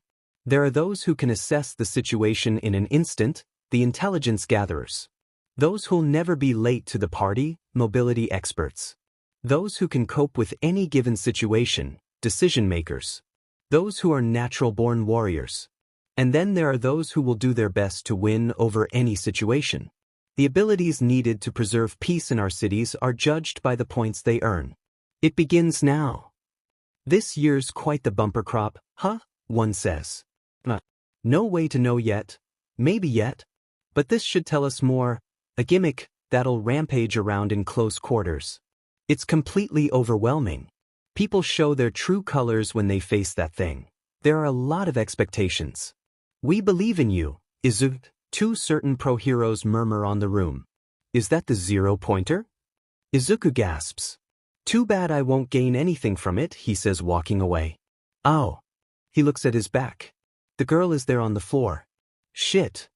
When there's nothing to be gained, raising to the challenge at those times is surely the mark of a true hero. He's not emotionally prepared, damn, before realizing his whole energy is focused on his arms and legs and the 0-pointer is down. If it couldn't get any worse, he's falling. Falling. Fuck, I'm falling. And his arm is broke. Can this get any worse? It's been 10 months, and he couldn't contain it. He feels like he didn't improve at all. But before facing the ground, he is slapped on the face. And don't fall. Bless this girl and her quirk.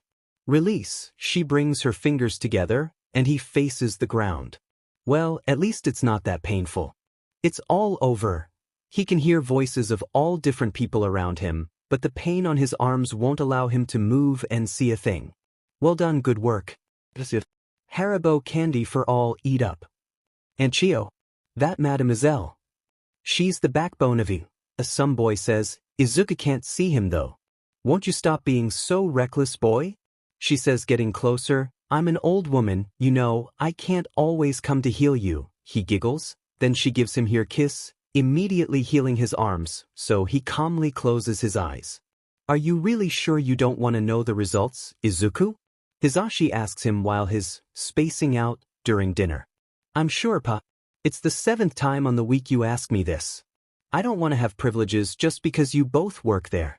Plus, you said the letter will be here today, I'll just wait as everyone else. He smiles, trying to calm himself down, and as always, Shoyuta nods, tired as ever. I'm sure you did well, Aizu, Shoto said the day after the exam. I failed. I thought I was able to control my emotional energy and I don't even know why I wasn't stable. He silently cries. They're on Shoto's room. You were stressed. First your childhood friend, then Ingenium's brother. You were already nervous, they only made it worse. But I'm sure you passed. You said you are sure that you passed the written portion. Izuku nods. And you counted at least 48 points. He nods again, wiping away the tears on his face. You didn't fail, Aizu. You did perfectly well, and I'm sure everything is gonna be okay, right? You are the one who always cheer me up and here I am. It's okay, Izuku wants to hug him, and so he does. At first he thinks Shoto isn't going to hug him back. Regardless their proximity, Izuku never hugged him. But Shoto hugs him back, and he's crying again. Izuku. Izuku, the letter. It's here. Hisashi screams, walking in his room, leaving it with him and walking out. Izuku stares at it for some seconds, taking a deep breath and opening it. A small projector falls from it, making a screen appears in front of him. This is a projection. Izuku gasps. All Might? He never really saw him in person. This was a good surprise. I'm in town for one reason only. I've come to teach at you. Whoa there, Izuku is sure surprised now. You passed the written portion with almost perfect score, my boy. Your practical result was for sure pleasant as well. But did he pass? But that's not the end of the story. Let me entertain you. Please watch the screen. Then the brown-haired girl appeared. Excuse me, but... She came to see us right after the test. Why yes? Stay tuned. All Might interrupts, getting him impatient. That curly-haired boy. With freckles. You know the one. Really plain looking. Can you give me some of the points I earned? What? It felt like he gave up on many points when he rescued me. I want to reciprocate what he did for me. All Might comes back to screen, but Izuku already lost his words. You've moved others with your actions. That boy. He saved my life. What was happening? This exam, you see. We weren't just watching for villain-based points. Hero course that rejects those who do the right thing is no hero course at all. Think this is all for the cameras. Think what you want. In this job, you risk your life and put money where your mouth is. What the hell? Rescue points were also a factor here. Another fundamental way for UA to evaluate you. 60 rescue points for Izuku. And while at it, 45 for Uraraka Ochako. What the fuck? Drin. Come now, Izuku. This will be your Hero Academy. A table of points appears. On first place Izuku with 48 villain points and 60 rescue points. On second place Bakugo Katsuki with 77 villain points and no resk. He couldn't put the words together anymore. He did it? On first place? I did it. I fucking did it.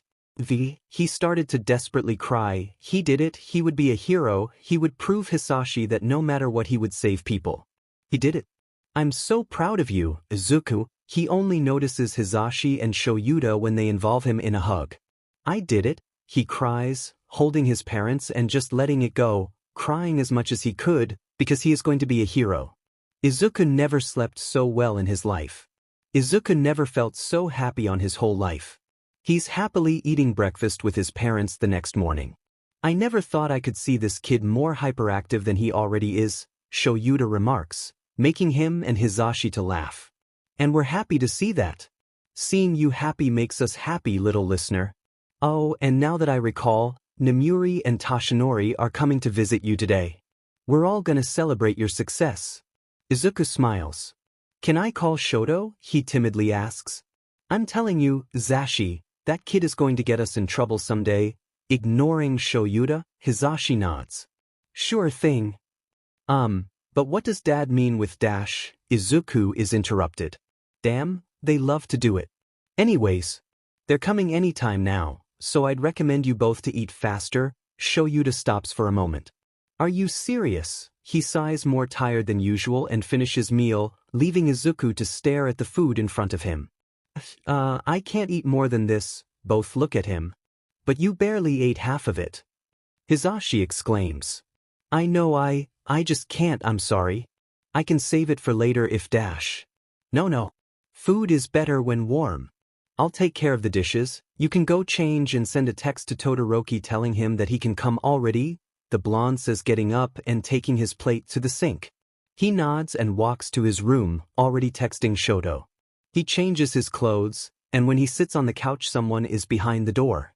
He excitedly opens it before even them to knock the door. Aunt Namuri, he greets her with a hug. I'm so proud of you, Izuku. I bought you something too. He looks at her in curiosity. What about me, my boy? Someone says behind her, reminding Izuku of Toshinori. Uncle Toshi. Sorry, I forgot about you, he jokes, giving him a tight hug. You see, Toshinori, my gifts always buy the kids attention. Izuku laughs, and Shoyuta closes the door. We really can never guess what you're giving him next time you visit. They all sit on the living room, Izuku on the floor, opening the package. Oh my, I'm going to wear this right now. Izuku runs to the bathroom with the gift on his hands, leaving behind 3 confused men and a laughing woman. When he comes back, wearing a more than proud smile and his hands on his waist, he's wearing a onesie, but not a normal one. This onesie is an eraser head onesie. What is the underground hero's reaction? Hisashi is laughing really loudly, Namuri is taking pictures, and Toshinori is holding back a laugh. Izuku walks to them, all smiles. Thank you so much, Aunt Namuri. I loved it. Shoyuta just stares. How the fuck did you get that, Namuri? She only laughs. Oh come on, Shoyuta, you know I ordered it myself. I have my ways. And I know you like it. Izuku knows he does. And that's why he's proud. Before any of them say anything else, there's a knock on the door. I'll answer it. Izuku says, opening it, where Shoto stands staring at his clothing. Oh my god, then he laughs. Todoroki Shoto laughs for the first time in front of the heroes, and they are completely shocked. I told you he could laugh. They come in, both smiling, and Izuku closes the door. Who gave him it? Shoto asks, sitting with him on the floor, legs crossed. I did, and I don't regret a thing, kid. Just look at him. Namuri proudly answers. Congratulations, this is the best thing I ever saw him wear. Just when they thought they couldn't get more from the boy, he says that. Izuku can only laugh. Hey, I'm not that bad. And oh boy. Oh, Izuku, I have bad news for you. They all looked at him with the same look on their eyes, joy. On that day, they all felt like they were part of a happy family, eating and having fun together, and Izuku never felt so loved. Aizu. We're gonna get late, come on. He hears Hisashi call him from the living room. I'm coming. Picking up his phone and tying his shoelaces, he runs to his dad's with a smile. Let's go. Unfortunately, you can't call us dad and pa in class. Aizu, you probably already know this, but we don't want a disaster on the first day, Hizashi comments on their ride to UA. It's fine. I'm just struggling to decide if I'm really going to give Deku as my name to people. As Shoyuta is driving, Hizashi turns to look at him, as asking for more. Like, that's the name my bullies gave me. And my childhood friend. But I think he just started calling everyone by it after I disappeared as a try for me to just vanish off his mind. Hizashi looks puzzled when Shoyuta speaks. I don't think it's bad. You're being ironic by giving people that name, because it'll eventually lose its meaning. You're only proving them that you don't care. You're better than that, the voice hero gasps. I thought you were bad with words? I like that, like, a lot. Izuku smiles. I think he can be pretty good at talking when he wants to. Where is 1A again? Izuku asks himself. His fathers are probably already on the teacher's room, but he forgot what were the exact direction Hizashi gave him. Found it, he stops at the door. Please, no Katsuki, no Ingenium's brother. Please, closing his eyes and opening the door. When he opens it again, there they are, both of them. He sighs. Remove your foot from that desk. Such an action is insulting to those who came to UA before us as well as the craftsman who made the desk. Oh, he's messing with Katsuki? Like I care. What middle school are you from, you extra? Izuku tries to quietly look for a desk, but can't ignore them. I'm from semi-private academy. My name is Ida Tenya. Oh, so his name's Ida, nice. Semi? A stuck-up elitist, then? I should blow you to bits, and there he goes. You're awful, do you really wish to become a hero? And when Izuku thinks he's going unnoticed, Ida turns towards him. Hey, it's you. I'm Ida Tenya from Semi-P-. I heard you before. I'm Deku, pleased to meet you, Ida. There's a small pause, just enough to Ida to notice. You got first place on the exam, didn't you? The one with only one name on the table of points. You perceived the true nature of that practical exam while I did not. I misjudged you, I hate to admit it, but you were the superior candidate. Wow, he talks a lot, doesn't he? Again, when he finally thinks he can find a chair. But that curly hair, the plain-looking boy. It's the girl with brown hair again. You got in, just like Present Mike said. Izuku smiles. Yeah. I have to thank you for speaking on my behalf. And for not letting me fall too. Twice. The girl kept talking. So we've got our entrance ceremony and guidance sessions today, yeah? I wonder what our teacher'll be like? Boy, I'm nervous. Oh, poor her. Izuku wonders if he'll come inside that sleeping bag of his. If you're here to socialize, then get out. Oh gosh, there he is. This is. He pulls a packaging plastic juice, out of nowhere, drinking it all, the hero course. It took you 8 seconds for you to quiet down. This is a precious resource. You lot aren't very rational, are you? Wow, Shoyuta is really tough. I'm your homeroom teacher, Aizawa Shoyuta. Pleased to meet you. Your face doesn't agree, Izuku thinks, trying not to laugh. Quickly now, change into your gym clothes and head to out the grounds. Changing as soon as possible, trying to avoid being seen without a shirt by his classmates, Izuku heads out. A test of our quirks? It's now. He's finally going to know how much he improved in these 10 months. What about the entrance ceremony? Or guidance sessions? The girl asks, but Shoyuta just looks dead as always. No time to waste on that stuff if you want to become heroes. UA is known for its freestyle educational system that applies to us teachers as well. He then lists all the activities Izuku did 10 months ago. He's so excited. You did all these in middle school, yes? Your standard no quirks allowed gym tests. Bakugo, how far could you throw in middle school? Oh, Shoyuta chose him. Well, Izuku didn't tell his fathers that Kaken came from Katsuki, so they probably didn't recognize him from the slime incident. 67 meters. Great, now try with your quirk. Do whatever you need to, just don't leave the circle. Give it all you've got. And there Katsuki goes. Die! Izuku can't see with all the smoke, but he's sure that ball won't be seen again. It's important for us to know our limits. That's the first rational step to figuring out what kind of heroes you'll be. 705.2 the counter showed. Whoa! This is awesome, someone says from behind, and Izuku notices Shuta's look, immediately receiving a shiver down his spine. You're hoping to become heroes after 3 years here. And think it'll be all fun and games? The one with the lowest score across all 8 events will be judged hopeless and will be expelled. Damn, Izuku didn't really think Hisashi was being honest about this. What? The creepiest expression stands on Shuta's face. Your fates are in our hands. Welcome, this is the hero course at UA High. Okay, Breath, you can do this, there's no way you'll get the lowest score. Right. That's plus ultra. Use your strength to overcome it all, so bring it. The demonstration is over, now it's for real. Event 1, 50-meter dash. Ida, as expected, did better than anyone, with 3.04 seconds. The frog girl did well too, then the brown-haired, a weird blonde guy with laser who fell on the middle of the thing. Then Katsuki and him. Right, he can do it.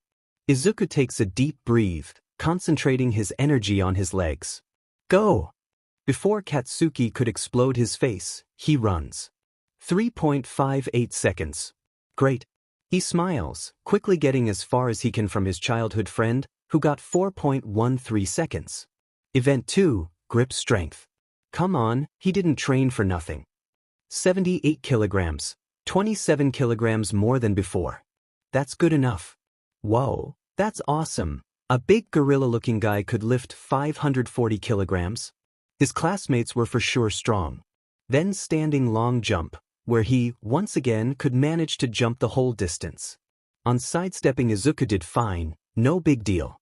Event 5, throwing. Whoops, the infinity sign pops up. Wow! The girl just threw a ball that'd probably never fall. Okay, don't break a bone again, Izuku, just do it without any damage. He takes the ball, preparing himself to throw it, then it falls. 46 meters. What? Izuku looks at Shoyuta as asking why he did that. Erased your quirk. You couldn't control your quirk, you'd just be incapacitated again. Were you hoping someone would step in to help afterwards? He was overdoing it? He didn't even notice. Maybe he was focusing energy on his whole arm. Whatever you were planning, it would have inconvenienced those around you. Way back when a certain hot-blooded hero saved 1,000 of people during a disaster, he made himself a legend. You've got the same reckless streak, but you're useless after saving just a single person. Deku, you cannot become a hero until being able to control that quirk of yours. It's weird hearing Shoyuta calling him Deku. But he's trying. Shoyuta knows he is. He's the one who's been training him for the past 10 months. He knows better than anyone how much the boy have improved. But he hadn't been exposed to these type of situations enough times, the ones that'll make him nervous. You've got your quirk back, give it another go. Okay, you can do this, Izuku, just breath, no bone breaking. On last second he puts all his energy on his finger. Now! Shoyuta looks surprised and angry, while Izuku curses. I broke it, but he got 705.3 m. I can still move, he says holding back tears. But damn, he broke a finger again. Ignoring how annoyed by his selflessness Shoyuta looks, Izuku smiles. Ooh. Now that's a hero-like record if I ever saw 1-inch Infinity Girl cheers. His finger appears to be swollen.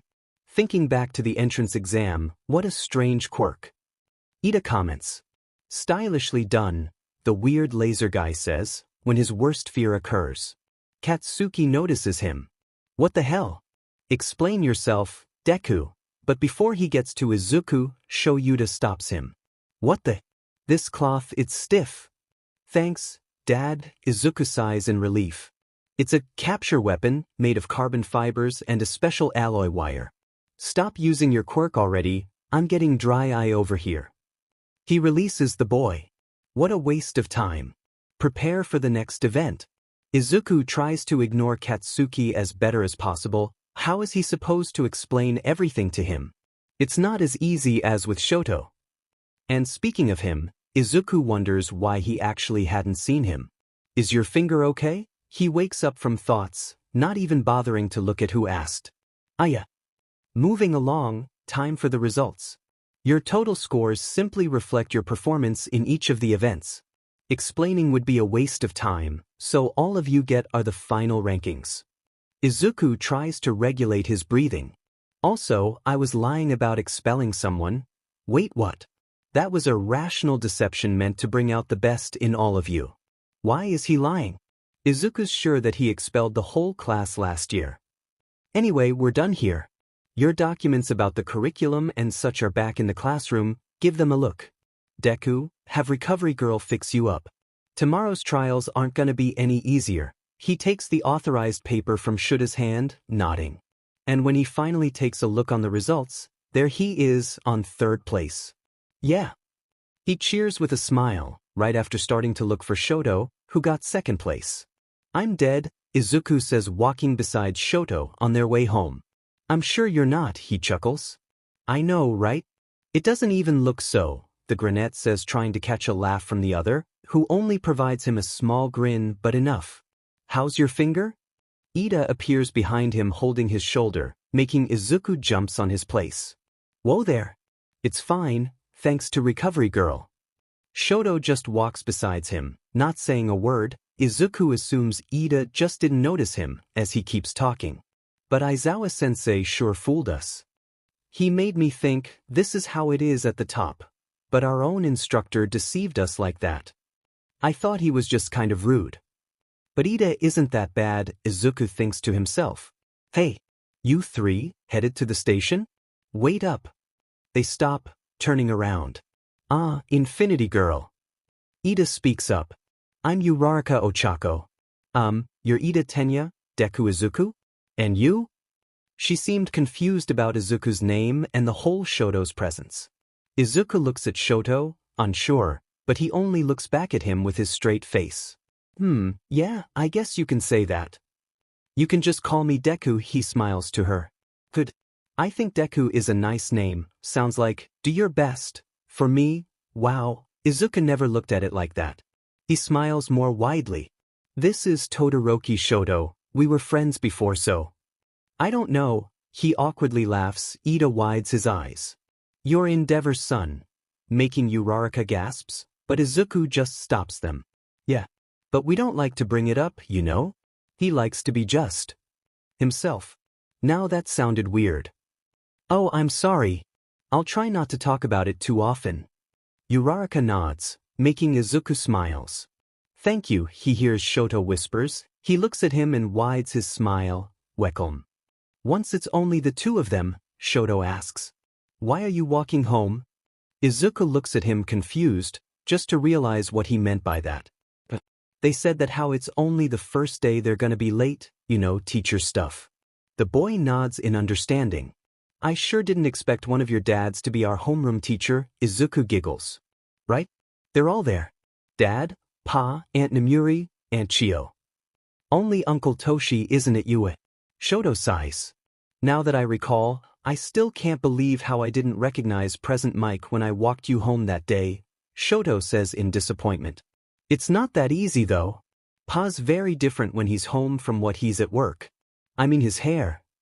Shoto smiles, making Izuku do the same. They stop by Izuku's apartment. Thanks for coming with me. See you on school tomorrow. Shoto nods, turning around and walking home. Izuku goes up the stairs, pulling the key of the apartment out of his bag, opening the door quietly. I'm home, he walks to his bedroom, taking some files of his bag and sitting on the writing desk. He took the students' files of Shuta's things to know them better, knowing it would give him a lot of privileges, but it was something he was planning to do long time ago. I already put it back on place, Izuku says at dinner, when Shoyuta asks about it, making him sigh. Why do you need those at all, Aizu? Hisashi asks. I just wanted to know them, their quirks, more about them. I know it isn't right, but it's kind of a habit, you know, from back there? Sorry. He really couldn't help it. The fact that he didn't know nothing about the students made him uncomfortable. Now that he knows everyone, he's just fine. But it's creepy, he thinks to himself, shrugging. I don't think it's creepy, little listener. It's okay to do that, it's kind of a collateral effect of everything that happened, I guess. Hisashi says, making him smile. I can't believe you broke your finger again, by the way. Hisashi says. I know. I overdid it again, sorry. Too nervous. They look so concerned it hurts. Izuku thinks poorly. Right, no need to apologize, only get better. Now let's eat, you must be tired and there's more coming tomorrow. Shoyuta says and starts eating, Izuku and Hizashi doing the same. I'm so excited. Uraraka says during lunchtime, the other day. That Izuku, Shoto, Ida and Uraraka are all sitting together on table. Indeed. It's remarkable the fact that All Might will be our teacher. Izuku cheers on his place. Right? He's my second favorite hero. Uraraka looks at him in curiosity. Who's the first? Eraserhead. Shoto says, surprising everyone. Hey, it's the first time you actually talked. Izuku jokes. You two seem really close. Since when you're friends? Ida asks. 10 months I guess, Izuku answers. It doesn't look like a lot of time when he thinks about it now. That's a really short period of time for you being so close. That's so cool. Uraraka says, making Izuku smiles. Then they start eating. I am coming through the door like a normal person. Izuku cheers. It's All Might. He's really gonna teach us. That's his Silver Age costume. The Granette nods excitedly. Hero Basic Training. The class that'll put you through all sorts of special training to mold you into heroes. No time to dally, today's activity is this. Battle training. Oh damn. Why? Izuku cries silently to himself. And for that you need these. In accordance with the quirk registry and forms you filled out before being admitted. Costumes. Everyone cheers, finally. After you change, come out in ranking order to ground beta. Looking good is very important, ladies and gentlemen. Look alive now, because from today on you're all heroes. Izuku happily and quickly walks to the changing room, changing as fast as possible, avoiding any of his classmates, and walks out. It seems it's time to fight some people. Izuku's costume is simple, a green jumpsuit. He's wearing black and yellow gloves and supports for his legs, and of course, his red sneakers. A red belt with some support items in case of emergencies, a communicator, a speaker and a first aid package.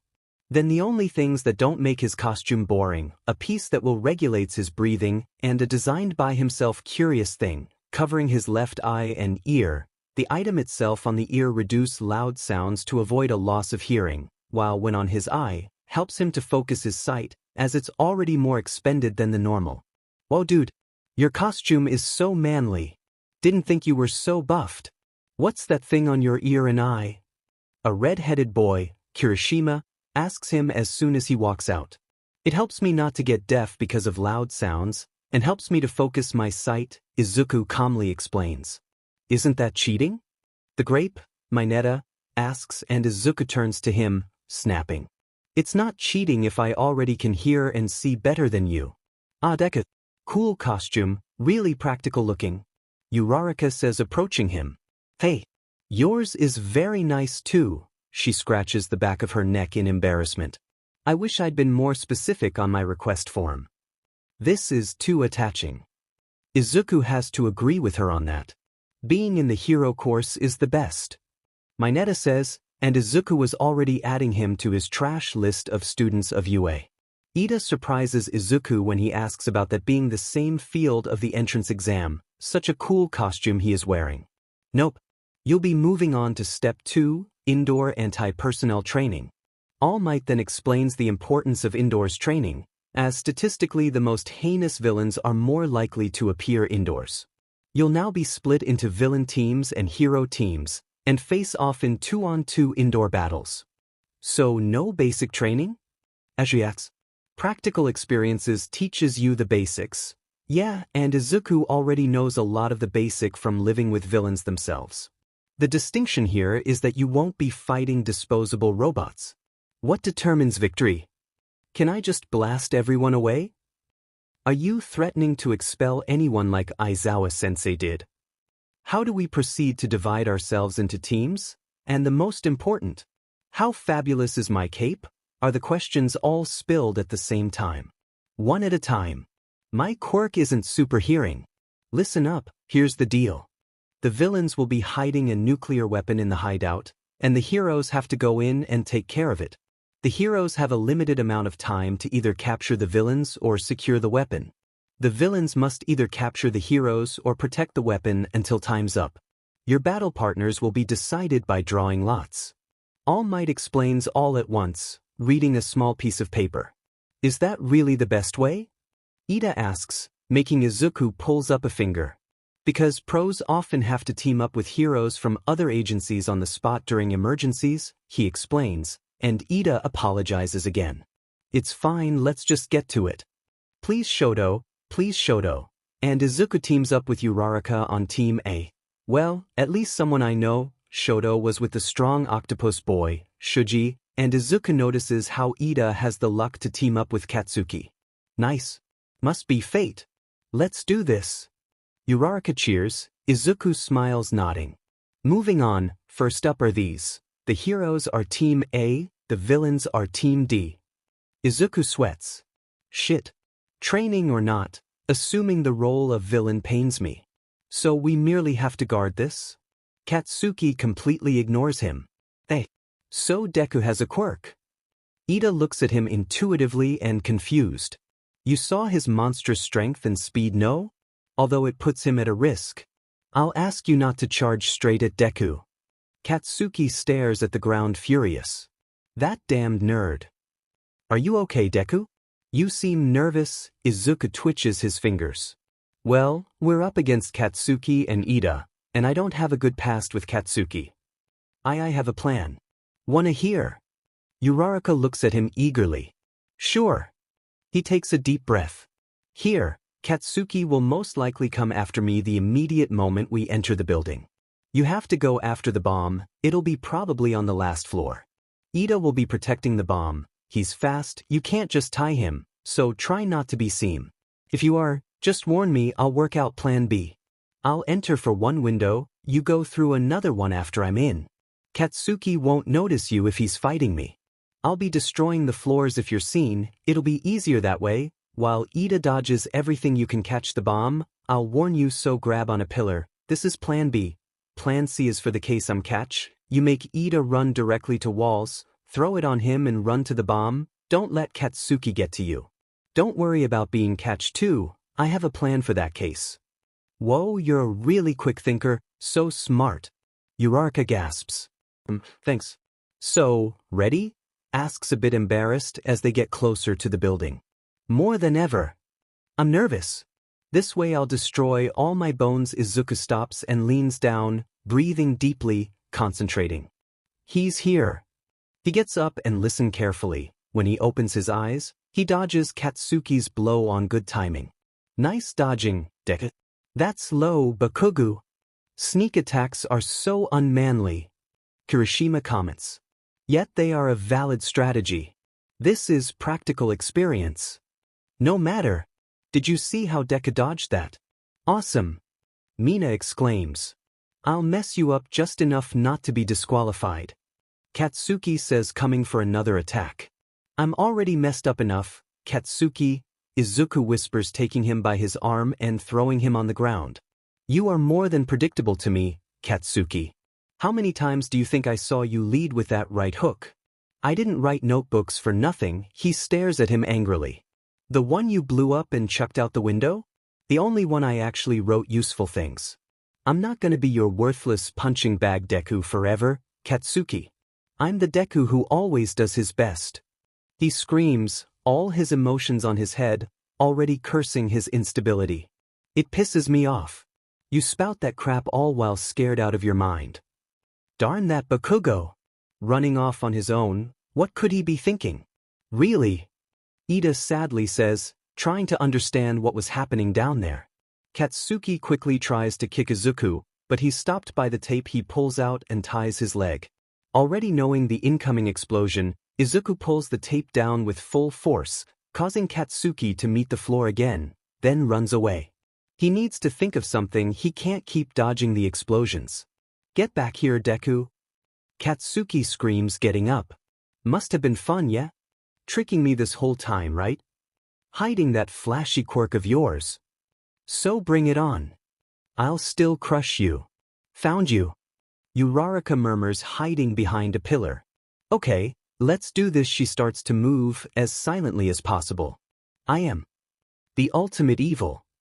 She hears Ida speaks in an evil voice, not being able to help but chuckle. So you've came, Uraraka? I calculated as much once Bakugo ran off on his own. I know your quirk allows you to levitate objects you touch. So before you arrive, I enacted a counter-strategy against you by removing all objects on this floor. Your little tricks won't work here. You've miscalculated, hero. Ida laughs in a maleficent way. He's really getting into it. She turns on her micro-transceiver. Deku. Ida found me, sorry. Izuku sighs. It's fine, plan B then. But only a little time left, and it's their win if we run out the clock. Don't get caught. Uraraka nods, ready to avoid Ida the most she can. Why not use it? You mocking me, Deku? Fuck. Izuku was paying attention to Uraraka and forgot about Katsuki. He couldn't use it because he was mentally unstable, idiot. I'm not afraid of you, he says, getting up. Guessing you know this from all your stalking, but the sweat glands on my palms secrete something like nitroglycerin. That's how I make my explosions. Izuku backs off in confusion. He already knows that. Assuming they honored my design requests, this gauntlet's been storing that fluid. Izuku starts to walk back. Fuck, you trying to kill me? He asks, not knowing what to do. You won't die if it's not a direct hit. A big explosion. Izuku on the floor, trying to get up. Are they crazy enough to give you that? Use your quirk, I want to crush you at your strongest. Half of the building destroyed. What the? Uraraka quickly charges. This is my chance, jumping at the bomb, but Ida took it away, making her fall. Your quirk poses no threat as long as you can't touch anything. Now struggle, as I continue to take your precious time. Ida laughs. I'm counting on you, Deku, she murmurs in hope. Awesome, huh? What's wrong, Deku? Come on, you're not dead yet. But could be. Izuku finally gets up, but Katsuki runs at him. Time to pound you. An explosion, making Izuku jumps, avoiding a blow on his back. He's fast. This way I won't be able to do shit. Then suddenly, Katsuki catches him by his arm and throw him on the ground. Fuck. Izuku is feeling useless, hella useless. On the monitor room, Shoto is prepared to kill Katsuki. Several torture methods on his head, while everyone is just scared of his attitude. Izuku backs off, preparing himself. Why won't you use your quirk? You mocking me? Ever since we were kids you always have. Kids? You knew it was me? Izuku asks, stopping in shock. Of course I knew, you bastard. You think I'm what, fucking dumb enough not to notice? Why the hell do you think I called you Deku? Thought you'd changed your name because was adopted or shit. Will you ever stop looking down at me, you fucking nerd? Katsuki attacks him again, making him steps back. I was fucking kept by villains, Katsuki, he snaps in anger. You could have helped me. Katsuki stops. To what? But no. Why not? Tell me to go kill myself? You know I actually fucking tried. The blonde doesn't have words. What was Izuku saying? Villains? Tried to kill himself? I didn't really mean it, you fucker. I didn't think you'd be idiot enough to actually jump. Then Izuku looks at him. He looks at him deeply in the eyes. You didn't mean it? Do you know what is being kept by villains for 10 years? Your own father being one? What is to be tortured for every little mistake you do? Sleeping in a room that looks more like a fucking prison cell? Do you know what it is? To being bullied by your childhood friend for not having a quirk that you need to hide? Well then, your words meant a lot, Katsuki. I tried to jump that day. Izuku was close. His finger on Katsuki's chest, but the one not being able to move. And if it wasn't for a freaking hero, I would be dead. And it'd be your fault. He stops to breath, Katsuki still freezed in place. So you try to put yourself on my place and shut your fucking mouth. He walks away. Or at least he tries. Katsuki could move again, and the only thing he could think of was exploding something. This something is Izuku. But Izuku turns around before anything happens, of course, his quirk. But there's something that makes Katsuki stops, this time permanently. Izuku's face. There are tears everywhere, his expression of pain and desperation, his sobs. It freezes Katsuki on his place. That boy is already broken, he wouldn't be able to affect him anymore. It's my chance. Izuku hold back more of his tears, taking courage and the situation to his side. He concentrates all his energy on his arms, a small quantity on his legs and jump. Uraraka now. Ida, sorry. Gotta improvise. Uraraka says, grabbing the pillar and using it as a baseball bat. Comet home run. All the wreckage flying to Ida. That's no home run. Uraraka then jumps over Ida and catch the bomb. Secured. The weapon. Ida cries. The hero team wins. All Might announces. Katsuki is even more furious, ready to kill someone. I totally just lost to Deku. Because I pitted him. Let's head back, Bakugo. All Might stops him from whatever he was planning to. Izuku's trying not to have a panic attack. It's not working. He's crouching on the floor with his hands on his face, trying to stop the stupid tears. His arm is all broken, and he's sure he's about to pass out. You won the exercise, why are you even crying? Freaking idiot, idiot, idiot, you just told him everything. Why did you tell him you needed to stay calm, not do that, you fucking stupid, and now what? You're going to cry to your fake-ass parents? They don't care. Everything is a blur, his thoughts are too loud, and Izuku just noticed he can't breath. Great. Not even breathe you can anymore, fucking stupid. Having a panic attack over Katsuki? That's a whole new level of weak, you know. You'll never be anything but a stupid, worthless Deku, as he said back in middle school, and you know what? He's just right. Izuku. Izuku, please just look at me. Izuku, he hardly tries to look up at the owner of the voice, but can't recognize the person at all. Breath with me, please. Right, breath, he's constantly forgetting how to do that. He follows the person's breath, until he calms down. When he opens his eyes, Shuta's right in front of him. Is Uraraka okay? Shoyuta looks at him in annoyance. You just had a panic attack if your classmate is okay. Izuku looks away. Well, I destroyed everything in dash. She's fine, problem child. Everyone's in the monitor room. Ida was the VIP in this battle. We're going to see Recovery Girl. Don't even want to see her reaction to seeing you on this state, God. Izuku gets up with a tiny smile, wrapping his arm around his shoulder. Can I dash? Yes, child, but not now. I can show you how it was when you wake up, because right now you'll rest, understood? Our priority is you, not Shoto's fight. Shoyuta interrupts him, making Izuku laugh. He knows him too well. Oh, and we're talking about what this was later, with Hizashi at home. Oh damn. While Shoto freezes the whole building to get to the weapon, Recovery Girl yells at Izuku, asking how many times she'll have to do that, and how it's been only 2 days. In the middle of her lesson, he falls asleep. Aizawa Shoyuta, he swallows dryly. Why do this kid keep ending on this state? What's happening? I thought he was stable. Shoyuta sighs. Yeah, well, he is, but apparently not around Kaken. She looks at him worried. You're telling me that dash? Yes, Katsuki Bakugo is Kaken, Izuku's childhood friend and main bully. According to All Might, they were arguing on the fight. I'll talk about it with Izuku later, but still. When I came to check on him, he was having a panic attack after the battle had ended. That asshole didn't stop the fight and I don't even know why, so blame him and not me. Chio sighs. You all are going to kill me before the time. Walking back to his classroom, Izuku feels tired and hopes not to see Katsuki. Of course he's going to try to explain what happened properly, but not when everyone is on the room. Ah, Deku's here. Welcome back, man. Kirishima greets him as soon as he opens the door.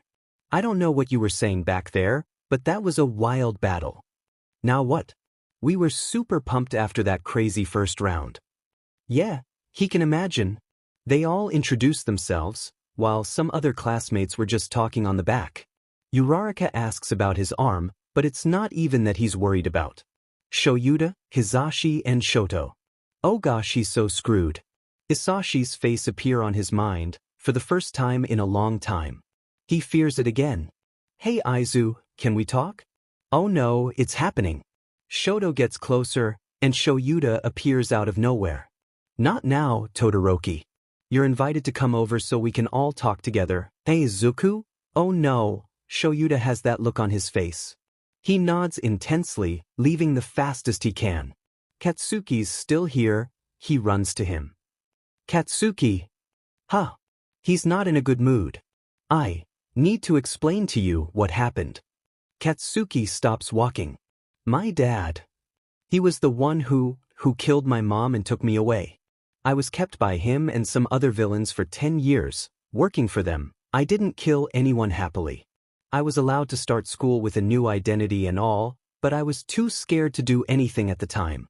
I always had a quirk, Katsuki. I've never been quirkless, I just hid it.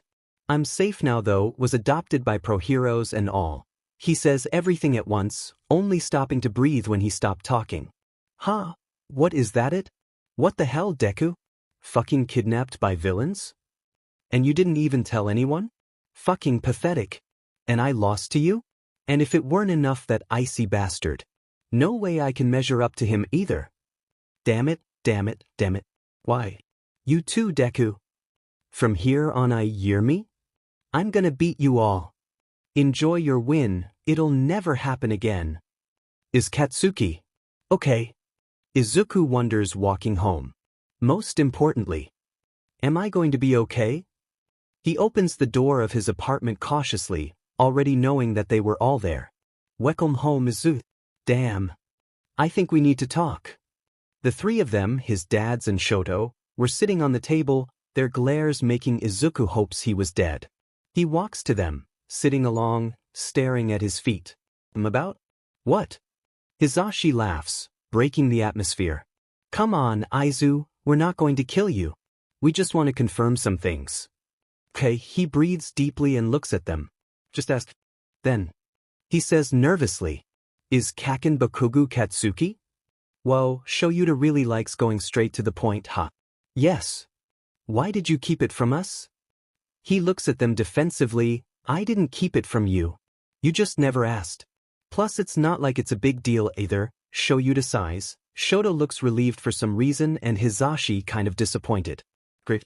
You're moving from the desk behind the boy. Now what? They look at him concerned. You just can't ignore the fact that he's not good for your mind, Izuku. That makes Izuku explodes. Of course I cannot. But I need to learn how to deal with it. Dad, aren't you the one who tells me to learn how to control my mental state? How am I going to do that if I can't even try? I am not made of glass, you know. Can you please let me try? Try to get him right?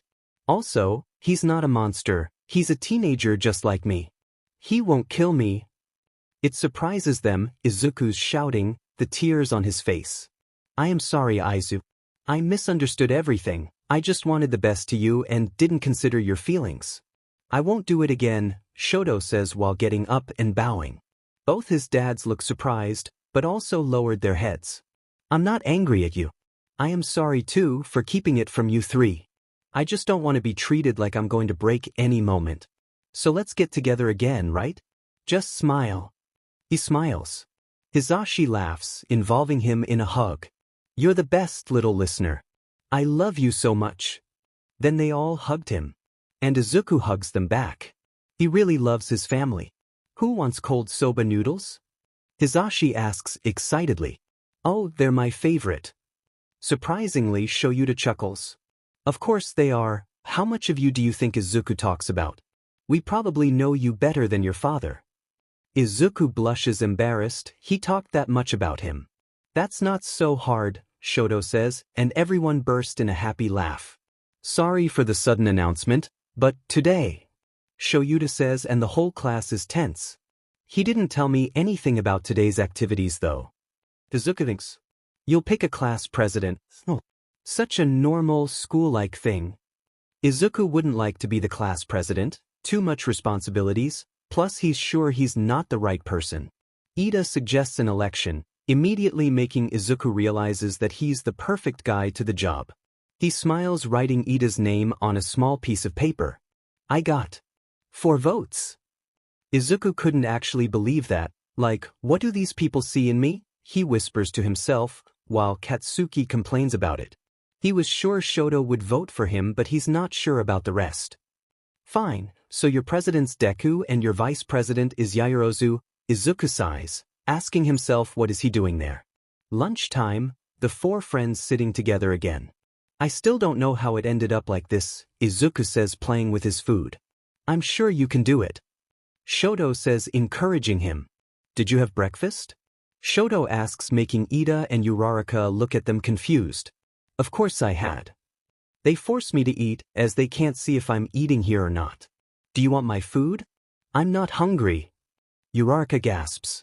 You can give it to me. Anything for free food, Ida looks at her. But the food here is free. Plus. He looks at Izuku, making him flinch. Are you eating healthily? It's not good to skip meals like this. Izuku scratches the back of his head. It's fine, it won't affect me at all. 10 months ago I could barely eat a whole meal, so I'm good with breakfast and dinner. Shoto looks at him concerned. Still, you will be more energized if you eat. Izuku throws his hands up. I know. But I can't eat, you know that I'd completely throw up, he says like it was normal, sarcastically. That's not nice. Why can't you eat? Uraraka asks. Izuku tries as fast as possible to come up with an excuse, but his mind just stops working. He only ate once per day for some time, now it's hard for him to eat more than that. He's trying. Shoto simply says for him. Was it some kind of diet? Ida asks, making everything easier. Yeah, a diet? Of course.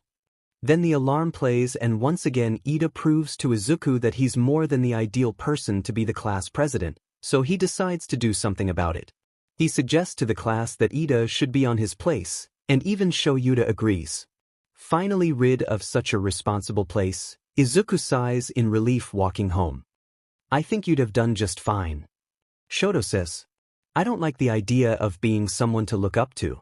Especially after all the things I did, I'm certainly not the person they want to lead the class. I can't even think of what I'll be doing if they find out. Izuku is trying not to freak out with that on mind. Shoto places his hand on Izuku's shoulder, stopping both of them. It's fine, they're good people, they'll understand. And you did nothing, you are not a villain, Aizu. If you were, I'm pretty sure you wouldn't be here now, because I see an excellent hero on your future. Izuku laughs, holding back some tears. I'm not gonna cry, but that was probably the best thing you ever told me. Shoto smiles. You know, you'll make people think I'm a monster if you keep with those jokes. The brunette laughs, staring to walk again. Oh, and you're not one? Shoto snorts, come on. They walk to their homes, saying goodbye. Izuku waits his parents get home, patiently watching the news, when he hears their footsteps. We're home. Hisashi exclaims lively, Shoyuta sighing. Welcome home, Pennsylvania, Dad. Izuku excitedly says, tomorrow'll be tiring, Izuku, so I hope you get some good hours of sleep. He gets up curious. Oh yeah? What are we doing then? His parents leave their things on the couch. Hisashi immediately starts to prepare dinner, Izuku and Shoyuta sitting down at the table. Rescue training, I think. Hisashi says. Hisashi, you know he's not supposed to have privileges, the blonde laughs. Come on, he's a kid. He's curious and a good guy, nothing wrong with telling him, Izuku smiles. Yeah. I'm not always a problem child, you know, Shoyuta shrugs. Fine then, but you can't ignore the fact that something always happens when you're involved, problem child. Izuku protests, pouting, not always. Hisashi gasps, turning to see them. Oh no, he's using the face, show, quick, before he does the puppy one. Izuku bursts in laugh, and Shoyuta allows himself to join him. Stop playing around. Zashi, I want to eat. Hisashi goes back to cooking with a smile. Sure thing. Izuku doesn't know why, but when Shoyuta announces that they're having rescue training the next day, he immediately has a bad feeling about it. He doesn't say anything though. His quirk isn't guessing, so he changes to his costume without a word. The students are disappointed about the bus, even though Izuku can't understand why. He sits beside Shoto, putting his hands on his knees. You know, Deku, I generally say what's on my mind. Azui comes out of nowhere, making Izuku jumps on his seat. What is it, Azui? He asks, calming down. Call me Tsuyu. I actually have two things to say. He looks at her intrigued. Go ahead, she turns her head to him. It's really weird that only Izuku was on the table of points, and Deku doesn't really sound like a name. Are you a pro hero's son or something like that? Izuku looks away, trying not to make eye contact with Shoyuta but at the same time trying to look for an answer on his face. Yes, that's why Deku's second name isn't available for you, at least for now. So don't ask any more questions. Shoyuta says from the front without even turning around, surprising the ones listening. Whoa dude, that's awesome. You're just like Todoroki, but so cool and mysterious as we don't know who are your parents. Kirishima says with a smile. Oh, the second thing I wanted to say, Deku, Tsuyu surprises Izuku once more. He sweats nervously, her questions are making him tense, but he nods for her to keep talking. Are you really only friends with Todoroki? You two seem like something more. Izuku blushes. What? Of course not. We're just really good friends. He sweats more than nervously, he's terrified, what the hell? Are you really sure? She asks again, making him wants to kill himself. We're here. Look sharp. Now, Shoyuta announces, and Izuku couldn't be happier. He quickly leaves the bus for air. He's probably super red, even when he doesn't understand why. Damn. Oh, wasn't Shoto by my side? Oh no. I'm a disaster. He panics, not even paying attention to his surroundings. When he's calm again, the Space Hero 13 is talking, but he didn't pay attention. He notices that All Might isn't there when 13 starts explaining about their quirk. When they finish, Izuku claps his hands together with a smile. But something's wrong. He recognizes that purplish black on the back, stepping back with terror stamped on his face. Shoyuta turns around confused about Izuku's expression when tons of villains comes from Kurogiri. 13, protect the students, he shouts, those are villains. And suddenly, everyone's scared. Izuku isn't scared, he's freaking petrified, can't move, can't blink, can't breathe. He tries to step back, but not one muscle moves. He sees Shoyuta walks to them and can finally do something, even if only scream. You can't fight them alone. His voice is pure pain and terror. He doesn't want to die. He doesn't want to go back there. No. Shoyuta jumps towards them. Izuku wants to cry. He tries to turn on his communicator, but it won't work. When he starts seeing Kurogiri, something blocks his view. Someone is hugging him. Shoto, he looks up at his face, whispering. They can't see you here. They can't find you, okay? So stay safe, please. Izuku wants to wake up. He just wants to open his eyes and realize that it is a dream. Izuku wants to cry. Kurogiri says something about killing the symbol of peace. Kirishima and Katsuki try to charge at him. Izuku lets Shoto go, he needs to do something, but his vision goes black and he's teleported. Water. There's a villain about to maybe kill him, but Azui kicks him, taking Izuku with her tongue. This is nasty. He's thrown in a boat when he notices that Shoto isn't there. A plan. Yes, that'd be good. Izuku wants to panic. Azui comes to the boat with Mineta, that is panicking, but Izuku's more focused on thinking. They don't know about our quirks, because they put Azui on a water zone, so Mineta should be able to throw his balls in the water that the villains won't know what they do. Izuku mumbles, looking at both his classmates. You heard my mumbling, right? Mineta, how many balls you can take out of your head? I don't know, I'll start bleeding at some point. Izuku sees villains. Awesome, so just throw as much as you can on the water. Azui, I'll try making a swirl on the water, can you catch me after that? I think so, Rip, she says with a finger on her mouth. Great, here I go. Izuku jumps with energy on his legs, aiming the center of the villains, hitting the water as it was concrete. His plan works. The villains are stuck with Mineta's balls all together. Azui catches him and they're safe. But Shoto, what about everyone else? When they're on the coast, Izuku focuses on his hearing. You just lost to a kid, come on, aren't you adults? Shoto is fine. He can hear Shuta's voice too. They're fine. But there's an interesting new guy to the league. I'm helping Aizawa-sensei. Izuku says determinate. I didn't think you were that dumb. Izuku ignores Mineta. He needs to help, even if he has to die. He's not letting the league hurt anyone. Nomu. Izuku's late. He knows that. There's this big thing, apparently called Nomu upon his dad. Let him go. Izuku's out of the water, facing Shigaraki not so far from him. Oh, I think you're the scum's son, huh?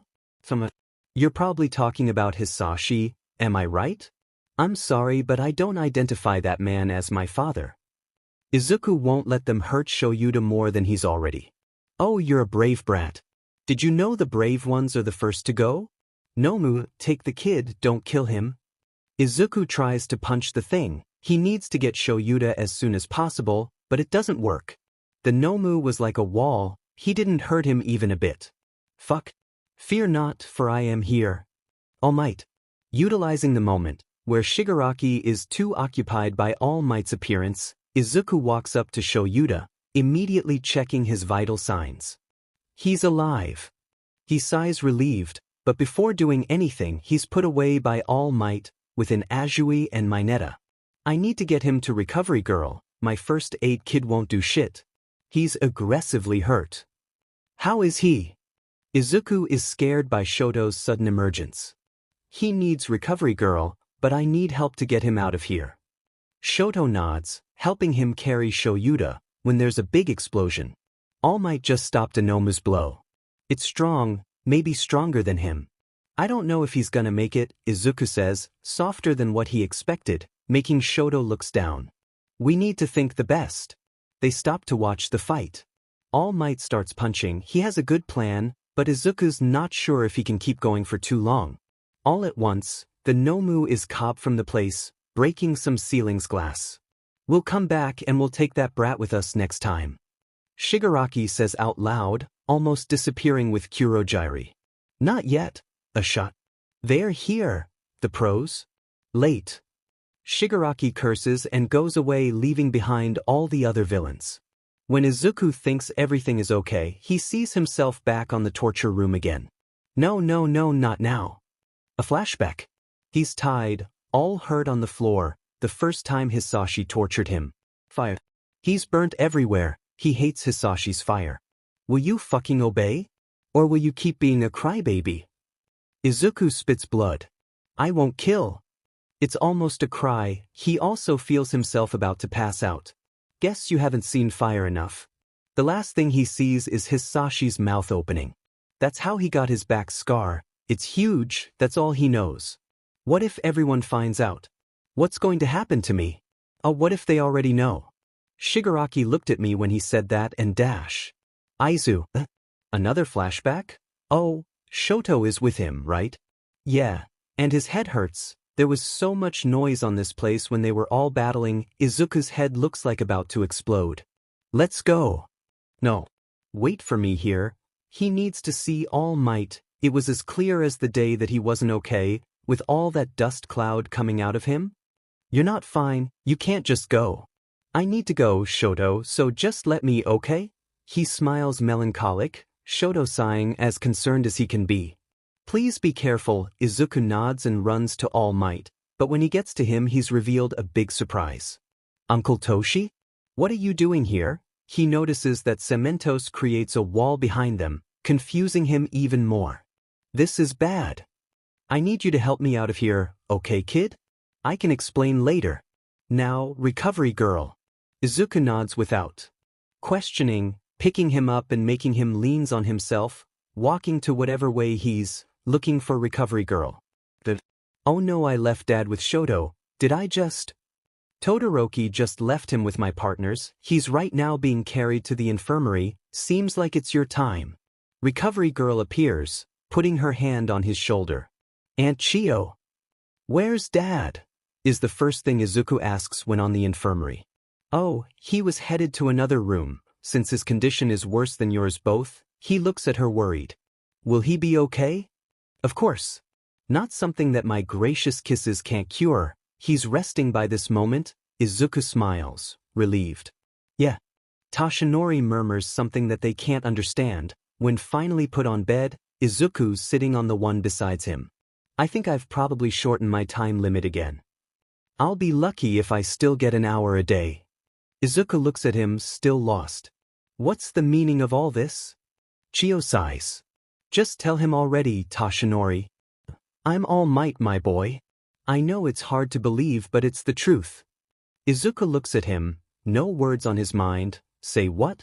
It's my quirk. I now can't be All Might for a long time without coming back to normal. Izuku gasps for air. Too much information. I don't know, I need to think for a bit. Can you have dinner with us tonight?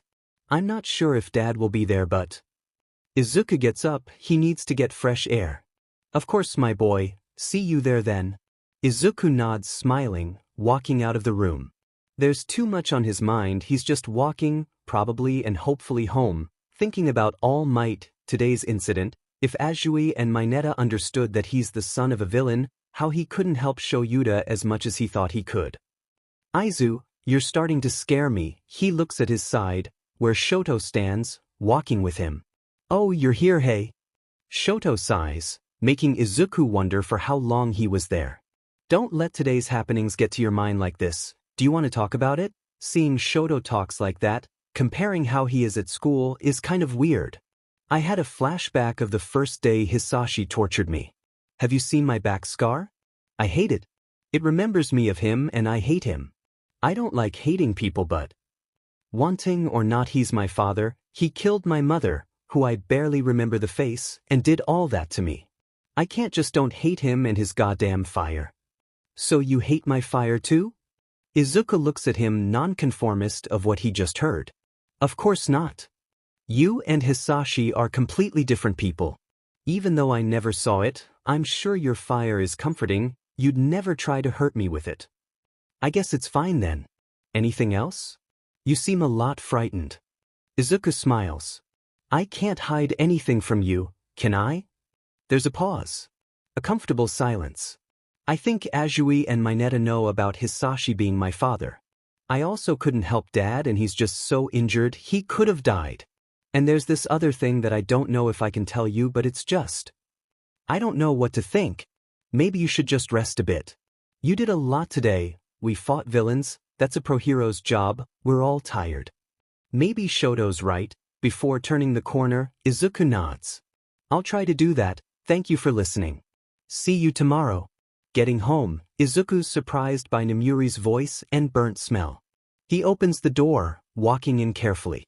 Aunt Namuri? He hears a gasp. Little Izuku. I didn't know you'd be home so early. What are you doing here? Shouldn't I be asking you that? And why is it smelling like burnt food?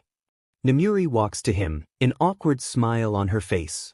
I may or not may have burned tonight's dinner, little bean, he sighs. Izuku leaves his bag on the couch. Do you want help? Once in a while I help Pa with cooking. She smiles as he was the world's salvation. Of course. What do you want to do? Let's make omurices. Uncle Toshi is coming, so I think 5 is okay. Namuri looks at him puzzled. Why 5 though?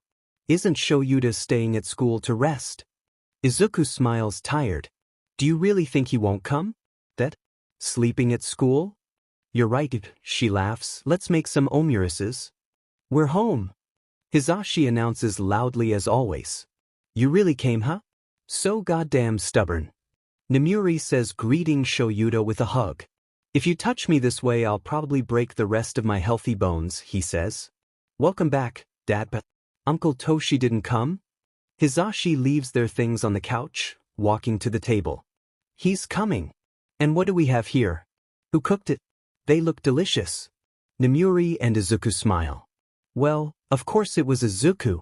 I'm sure it'll help Shoyuta heals faster. Shoyuta smiles. I'm certain it will. Aren't you forgetting someone? What about me? Toshinori comes in smiling. Late. No omuris for you, Hisashi jokes. Nonsense. Will you let them beat me like this, my boy? Didn't you prepare one especially for me? Izuku looks at him and fake a shocked factor. Oh no, I think I forgot yours. Silence. Then everyone laughs, confusing Toshinori. Come on, the table's ready. There's food for everyone, Hisashi says, everyone sitting together. After eating, Toshinori sits with Izuku on the living room's floor. So, okay, you're All Might, I got that. What are you doing at UA anyways? Toshinori smiles. The boy was for sure understanding. I'm looking for a successor. How do I explain this? I can pass my quirk from generation to generation, so I'm looking for someone who is good enough to replace me. Whoa, I'm sure your successor is a really great hero. All Might's successor? Izuku says astonished. Toshinori smiles. We'll see that at the sports festival.